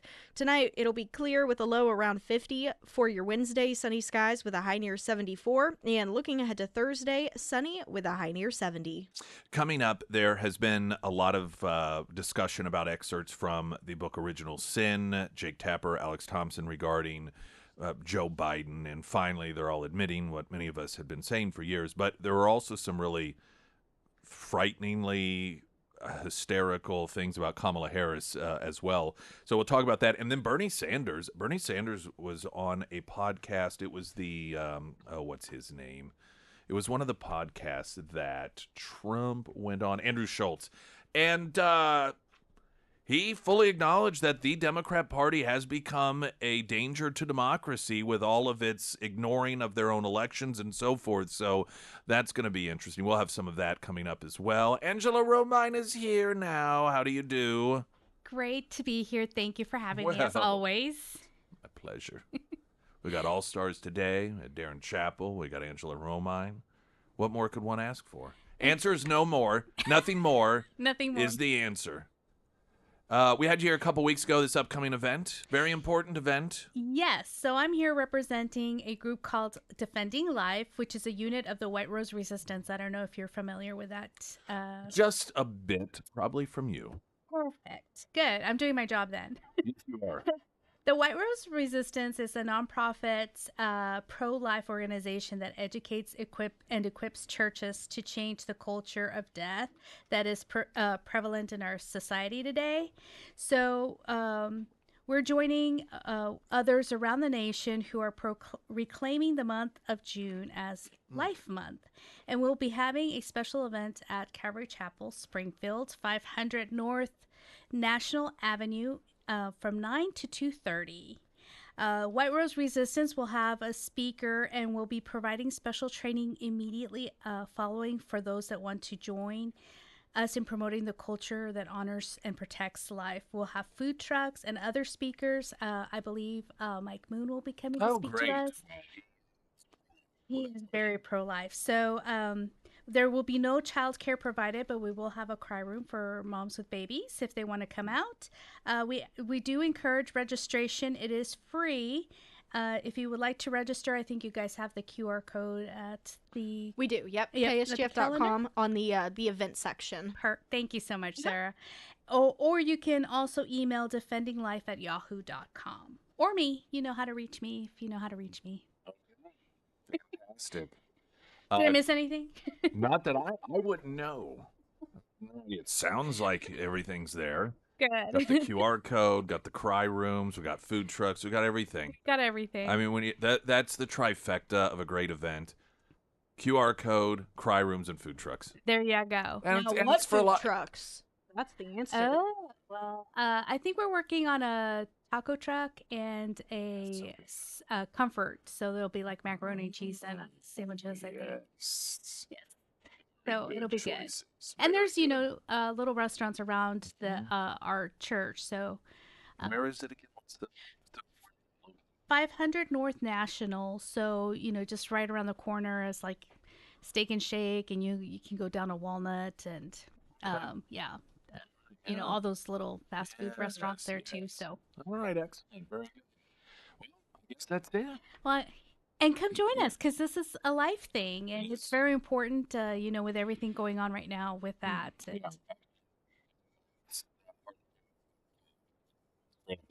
exactly. So, no, none of us would be here. Imagine that.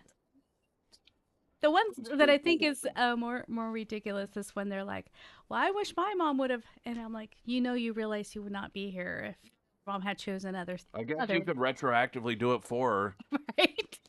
I mean, if you're that dedicated to the cause here, you don't really find any of them that dedicated. Interestingly enough, they do want to depopulate so that might be, self-sacrifice. I don't know. There is an argument, and it's kind of dark, but I think the numbers could bear out that if, lefties, they sort of trim down their own because there's the likelihood that they would raise their children to have the same destructive ideology.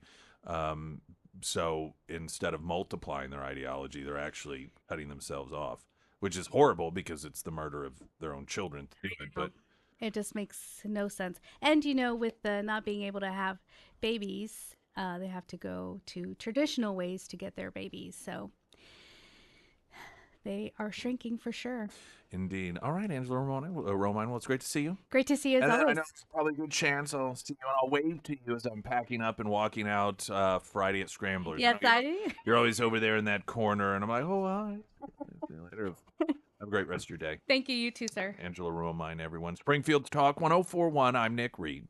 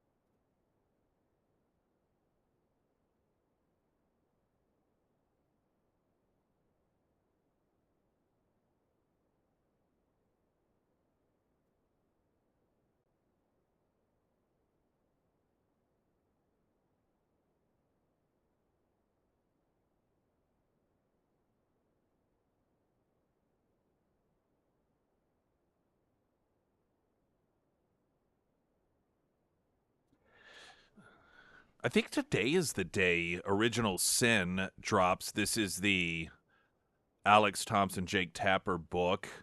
And, of course, about the last week and a half or so, they have been dropping these tidbits. And it's just, I don't know how insulated Jake Tapper and Alex Thompson are from the public at large, and how collectively we sort of smack our heads like, what, are you kidding me?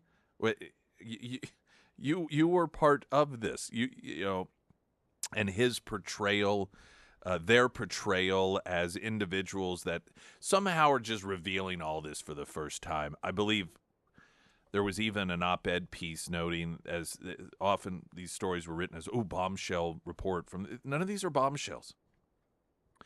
The detailed components in which you find out specific instances where, you know, he didn't recognize his own longtime aide. He didn't know George Clooney was somebody that he knew, not just as a celebrity, but personally, and how he wasn't able to see his own cabinet members. So there were specific examples that we were unaware of, but I don't think any of us were shocked because we saw his behavior.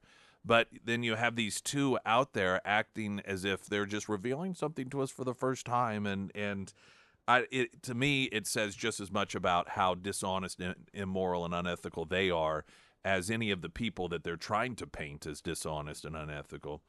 But the Biden stuff has gotten so much attention that overlooked is some of the Kamala Harris stuff. And to me, this is, again, okay, so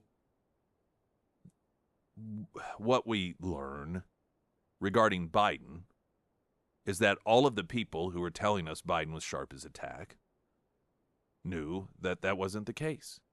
We also learn that all of the people who just told us how bright and sharp and capable Kamala Harris was or is, they also know that she's a complete failure and an idiot. They had to, according to this book, there was going to be a D.C. dinner party in the spring of 2022. Now, this is before the Democrats had overthrown their election and the big donors said Kamala Harris is going to be the new candidate. This is 2022. Her own people were so worried about, this is just a normal event for politicians, right? This is a woman that we're told is so accomplished. Vice President of the United States. Her people were so worried that she would not be able to handle the simplicity of just talking to people in a normal way. They held a mock soiree in order to help practice. We're not talking about, it's the speech of a lifetime or a debate. Got to prep for the debate, got to prep for the unknown. This is just a cocktail party. And again, what's crazy is these are the same people that then tried to help get her elected president of the United States of America, the same people who recognized she couldn't handle a dinner party. Aides to then Vice President Kamala Harris were so paranoid about her navigating social events, they held a mock soiree ahead of an intimate D.C. dinner party in the spring of 2022, according to the new book detailing the dysfunction of the Biden administration. In Original Sin, co-authors Alex Thompson and Jake Tapper note that Harris advisors made it a literal dry run, deciding not to serve wine to see if the Veep could, quote, practice with a glass or two. Now, this is, and there's long been speculation she has a drinking problem based off of rumors. And then, of course, she's appeared drunk at a number of different events. And so this clearly feeds into it that they're like, we got to keep the booze away from Kamala. Let's not incorporate that into this and make things more complicated.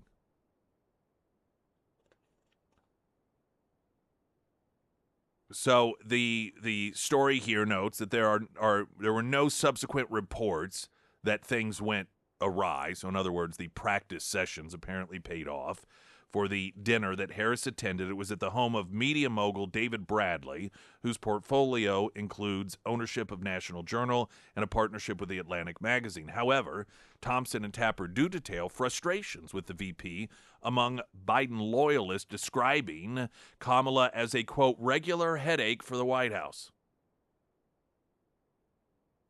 Quote, she often shied away from politically tough assignments when Biden had accepted such assignments as vice president. She even turned down seemingly simple tasks, such as headlining D.C.'s Gridiron Club dinner. 6 months prior to the mock soiree, Harris and her team drew mockery for releasing a strange video about space exploration that featured child actors who auditioned for their role. Harris had been picked in May of 2021 to head up the National Space Council. You think about all the jobs that she was getting: head of AI, head of National Space Council, securing the border. All of this is just such cosplay. What a joke, and a dangerous joke this administration was. Frankly, to some degree, I guess I can believe that they admit this, because they don't have any sense of responsibility. There's no shame.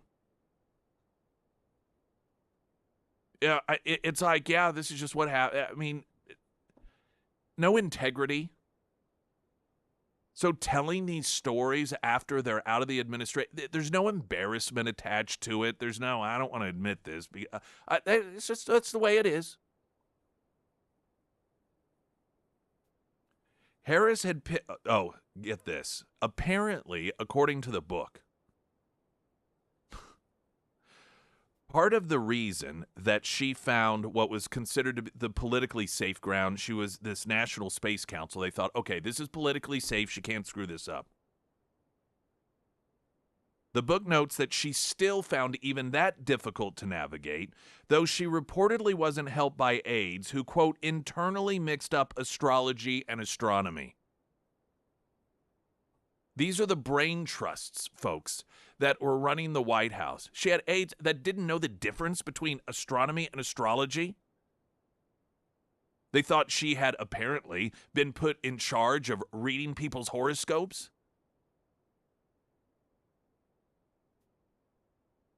Quote, many of the Biden team felt that Harris didn't put in the work and was also just not a very nice person.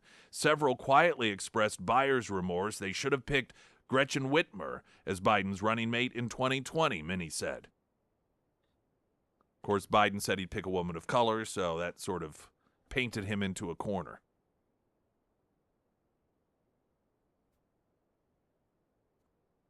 I mean, it's one thing if Kamala Harris had not been chosen by these people to run the country, to deal with Putin, to deal with Zelensky, to deal with Iran, to deal with all of the foreign leaders in the Middle East, to deal with NATO, to deal with our economy, to deal with the drug cartels, Trans de Aragua, MS-13, the fentanyl issue from China.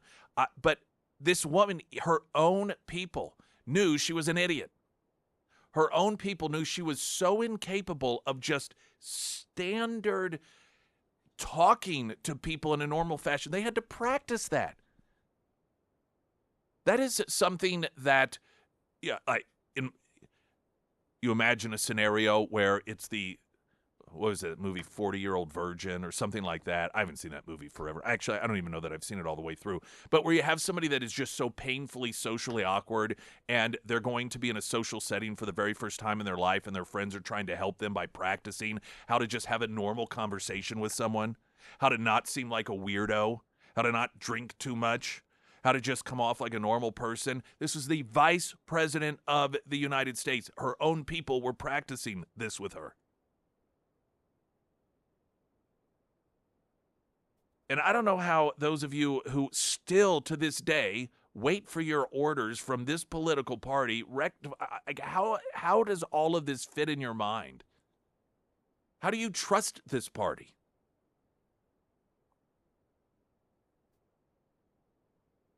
I just don't know how much worse the picture can be painted of everything in this White House. Kamala, too.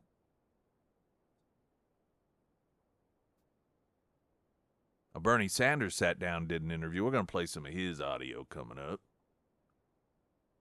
where he admits that pretty much in terms of Democrat elections, they haven't had a legit election in a very long time, and that they are the party that is a danger to democracy.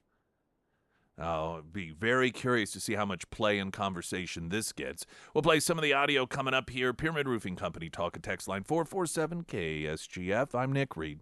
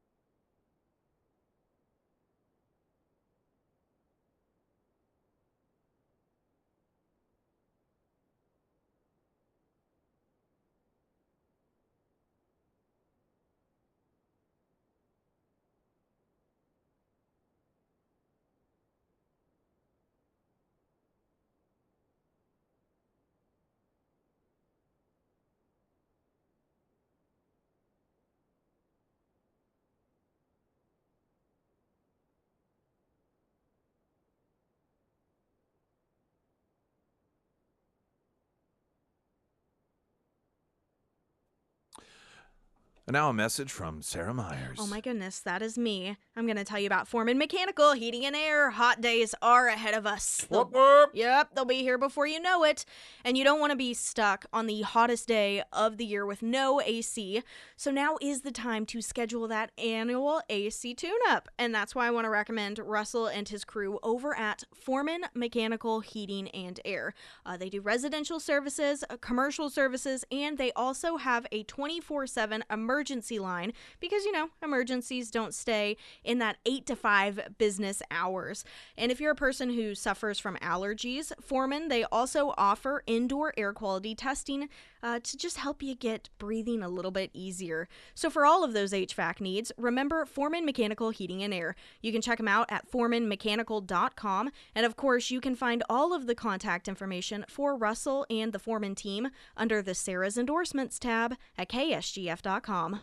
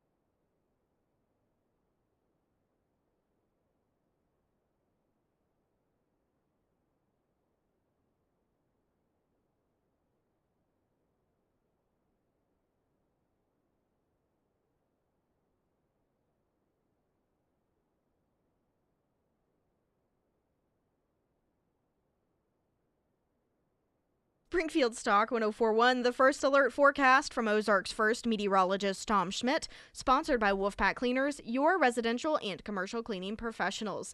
Today we'll see scattered showers and thunderstorms mainly before noon and then partly sunny with a high near 75. Tonight we'll see clear skies with a low around 50. For your Wednesday, sunny with a high near 74. And looking ahead to Thursday, sunny skies with a high near 70. Bernie Sanders sat down to do a podcast interview with Andrew Schultz. Andrew Schultz is one of the podcasters that Trump sat down with, and it was, I remember my wife and I listened to it in its entirety as we were headed to Herman we do a little annual getaway up there during the fall with some friends of ours, and so we listened to it, and so he's popular, and he's got a crew of people, and I don't know if they're comedians by nature, but they're pretty funny. And evidently, Andrew Schultz, he's a Democrat, the lead here, podcaster, and he's been a Democrat his entire life. And so Bernie Sanders decided to sit down, and there's a couple of things here. Well, first, let's talk about what Bernie Sanders talks about here. And so, Andrew, you're going to hear Andrew Schultz sort of set up this question to Bernie Sanders about, because we always hear about Republicans being a danger to democracy and all. What is it Democrats are always doing? They're running to protect democracy. This may be the last time we have a chance to save democracy, and that's what this exchange is about. And we felt that over the last 4 elections, Democrats, we felt that we didn't have a say on who could be president. We talk a lot about the Republicans being autocrats and oligarchs and taking over democracy, but from the Democrat perspective, and as I'm a lifelong Democrat, I felt like the Democratic Party completely removed the democratic process from its constituents. And I think they need to have some accountability of that. No argument here. I donated for you. I wanted you to, like, 2016. I was like, this is going to happen. This guy's going to do it, and it felt like they stole it from me. And I'll be honest, it broke my heart when you supported him. Look, but you have, in the world that I live in, you got a choice, and I mean, a lot of people, including my wife, agree with you. But you're down to a choice: is it going to be Hillary Clinton or is it going to be Donald Trump? Not a great choice. But it ended up being him anyway, so why don't we burn it down? Well, because it's easy to say burning it down means that children are not going to have, food to eat, that the schools will deteriorate, people will not have health care. I got it. And I'm an elected official. I got to represent the people. That's fair. And I can't turn my back on. But then could we not also say, if ostensibly there hasn't been a fair primary for the Democrats since 2008, are they not also a threat to democracy? Yes. We often hear... Fair enough. That is, yeah, I'm not going to argue with that point. I don't know why I find that so hilarious. I guess it's just because of the casual nature. Since 2008, they note. 2008, Democrats have not had, within their own party, an actual fair election. Now, Bernie Sanders, he's been on the burnt end of this before. This is part of the reason I'm sure he's open to this interpretation of the party when it comes to completely rejecting the actual democratic process. And that was when he was running against Hillary Clinton. And that's what Andrew Schultz, he clearly was a Bernie Sanders supporter, and they rigged it. They rigged it. And this wasn't a secret. This is why Bernie Sanders isn't pushing back. This was openly known that it was rigged so that Hillary Clinton would get that nomination. And it was rigged for Obama, and the Clinton people knew that. I mean, this isn't a secret. This may be a surprise to some Democrat voters who don't necessarily follow what's going on day to day like some of us do.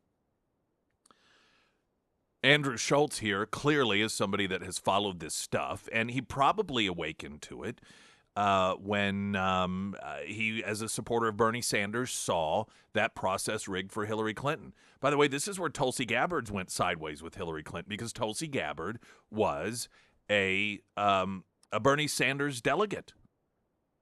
And she watched her. This was the first real wake-up call for her as a Democrat. Watch the party rig the vote. And Hillary was on the receiving end of it as well. It was supposed to be hers. And then this, guy that just a few years before was a state senator from Illinois, all of a sudden was being handed the nomination. Then it was, quote, her time. That's, she gets it from Bernie.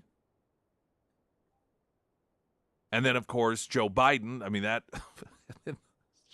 it's one after another. And so I think part of what I find so amusing, where Bernie Sanders like, well,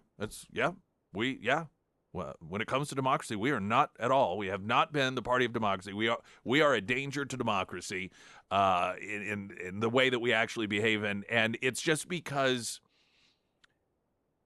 it's almost as if he's like, I can't fight this anymore. Yeah, it's true. The casual nature of it. The party itself. This is a part of the interview where, I got to tell you, I'm loving this because Bernie Sanders is saying, he's admitting what it is that so many of us have been speaking the truth about the Democrat Party. And this is the liberal elite cut.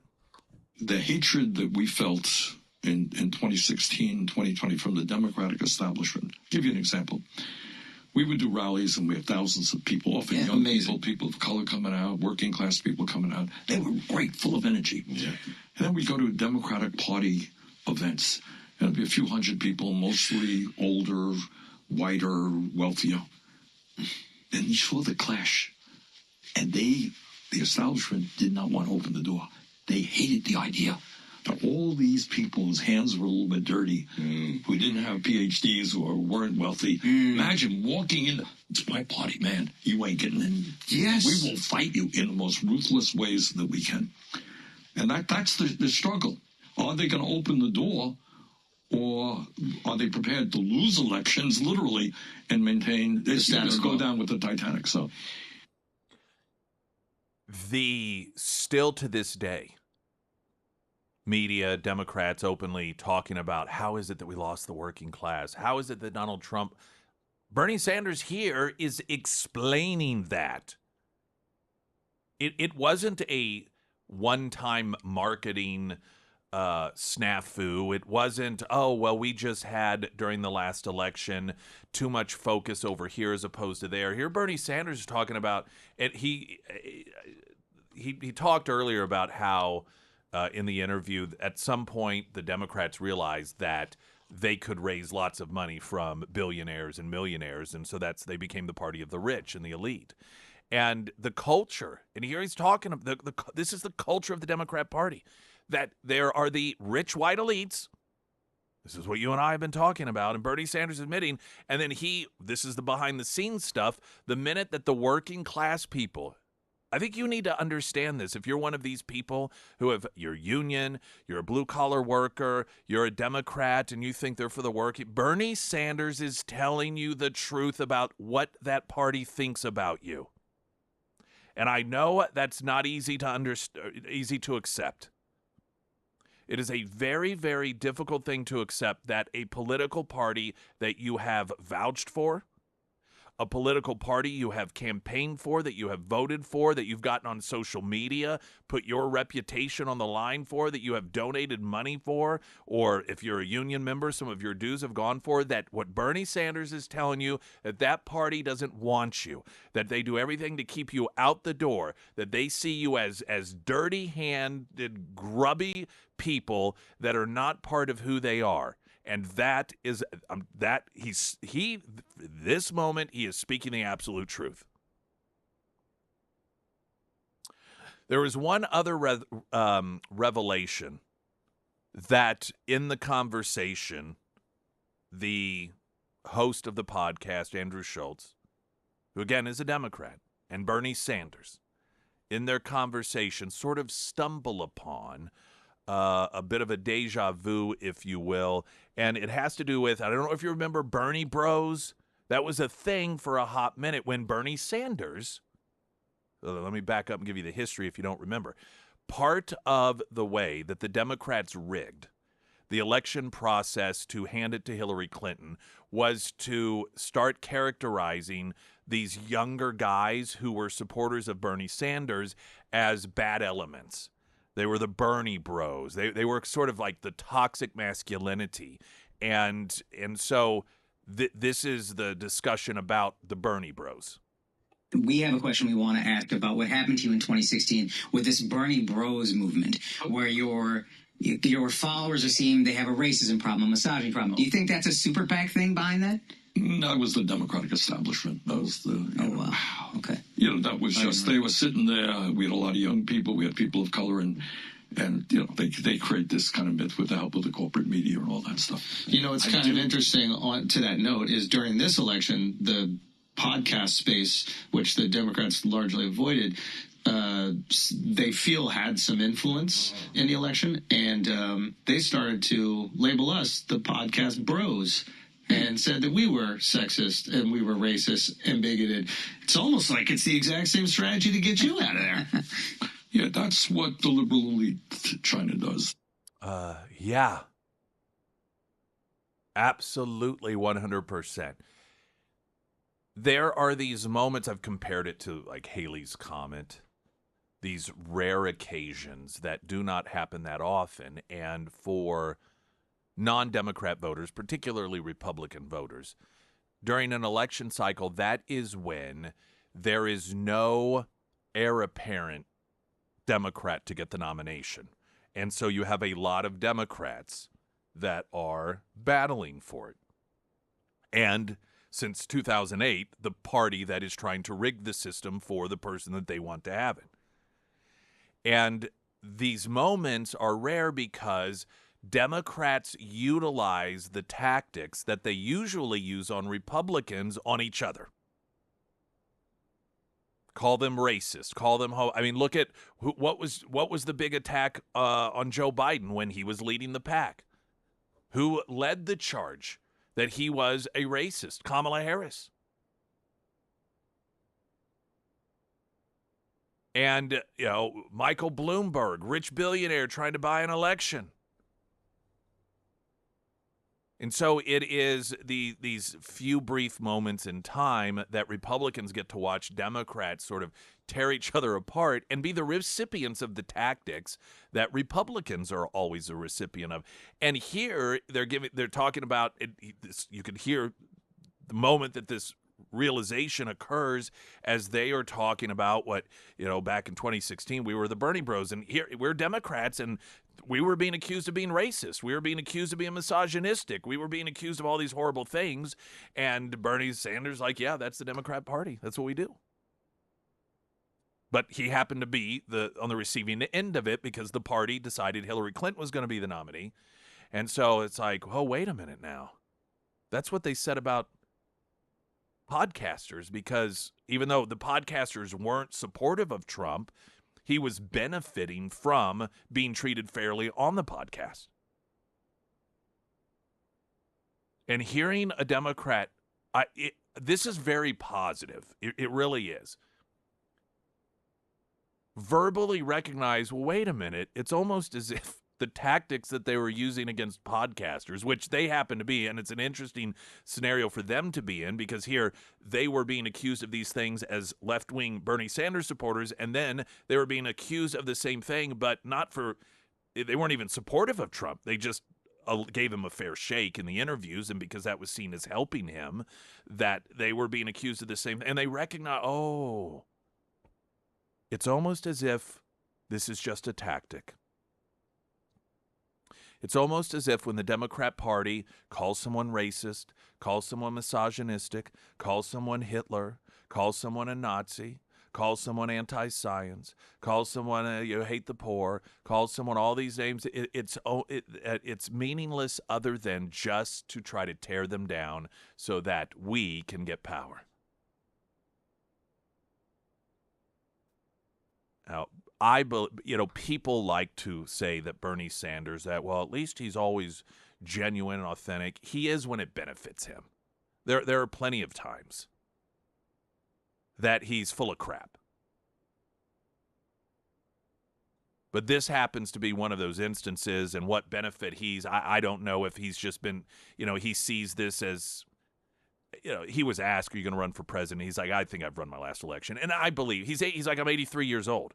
I mean, he'd be running when he's 85, 86. He's going to serve till he's 90. I think he genuinely doesn't have an interest in that. And he may be at the point where he realizes that the reason that he could have possibly, potentially been president of the United States, but because of the nasty, dishonest, immoral tactics of his own party. And he's kind of gotten to the point in life where whenever he is presented with that reality by people that are of his own political party, he's like, yeah, that's who we are. That's what we do. This is the Democrat Party. We're the party of the white rich people. We're the party of the elites. We're the party that push out the working man. We're the party that name calls to try to discredit people. And we're the party that really, truly doesn't have respect for democracy. All of those things he said, in his words, in that interview. I hope that interview gets quite a bit of play. And I hope for a lot of Democrats it's a wake-up call. Springfield's Talk 104.1, I'm Nick Reed.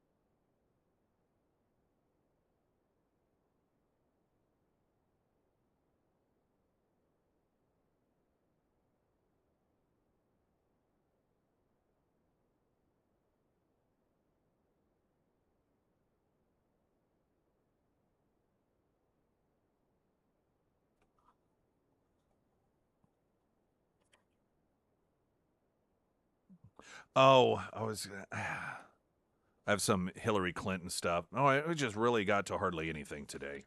Hardly anything. But what we got to is fantastic. But I want Claire McCaskill, this idiot. What an idiot. So Claire McCaskill is yesterday on Deadline, MSNBC. And she was arguing that American voters aren't smart enough, or were not smart enough, to keep Trump away from the presidency. So I'll tell you, the Wall Street Journal, This America, I believe, clearly was not smart enough to keep this guy from the White House. We're all just a bunch of idiots. Now, this is a woman who has spent how many years claiming that Joe Biden was perfectly cognitive fit?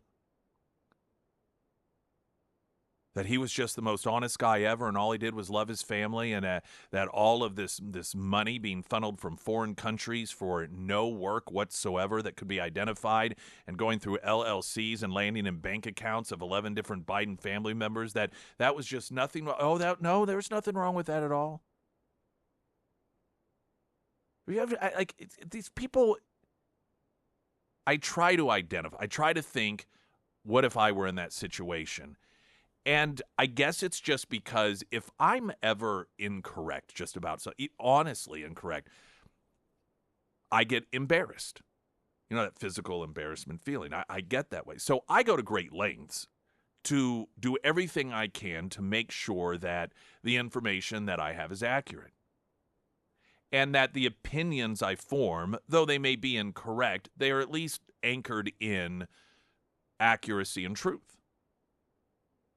So it's difficult for me to a human being who I would think would care about their credibility that looks like a complete idiot because she ran around just like the rest of these morons talking about, no, Joe Biden, I mean, he's just as smart as can be. He's fit. Oh, these are deep fakes. And then that woman goes out and claims that Americans aren't smart enough to keep Trump out of the White House. Sorry, sweetheart, you're the idiot. You are. You're an idiot. All of us across the landscape that you look down on because you think we're not, quote, smart enough to keep Donald Trump away from the presidency, well, somehow we were smart enough to know Joe Biden was senile when you weren't. So what does that make you? We're smart enough to figure a lot of things out that you are incapable of comprehending, you dunderhead. What a ditzy broad. Springfield's Talk 104.1, I'm Nick Reed.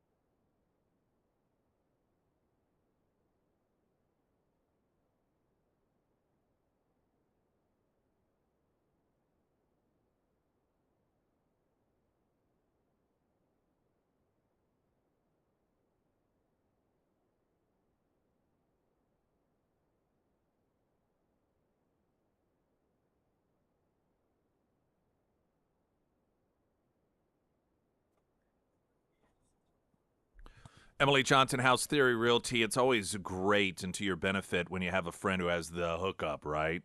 Man, how'd you get that VIP? I got the hookup. Well, when it comes to any sort of potential needed home improvements, upgrades, or repairs that oftentimes are part of a home sale or home purchase, with her, you have the hookup. This is part of what she brings to the table because of her longtime experience in the area and her above and beyond way of doing things that you are looking to sell your home or, again, buying one and, oh, gosh, there's a foundational crack. Who do we hire to fix that? We've got termite damage, and they require that be taken care of. I don't know who's good.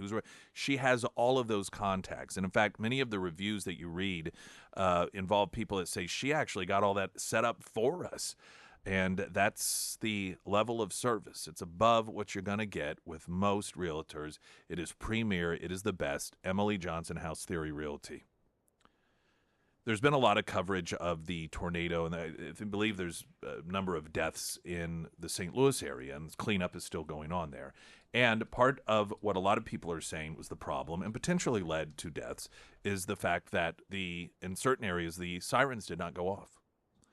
And adding insult to injury, apparently the day before, they had done all of the testing. That was part of the first of every month, do the testing. And apparently, according to the mayor, the reason that the sirens did not go off is just because somebody didn't do their job. Oh. She said it was simple as somebody just didn't push a button. Wow. Keep voting those same people in charge, St. Louis. I mean, it's not as, catastrophic in terms of size and scope as the LA fires, but it's just, I don't know what to tell these people that continue to put people in charge. It's like, well, just, somebody forgot to hit the button. It's as simple as that. I'll be surprised if somebody even loses their job over it. Keep voting those same people in charge, St. Louis. It's really paying off for you, making the state real proud over there. Any of the show you missed, we will have the podcast up at ksgf.com, also the KSGF app, Spotify, iTunes. I'll talk with you tomorrow. I'm Nick Reed.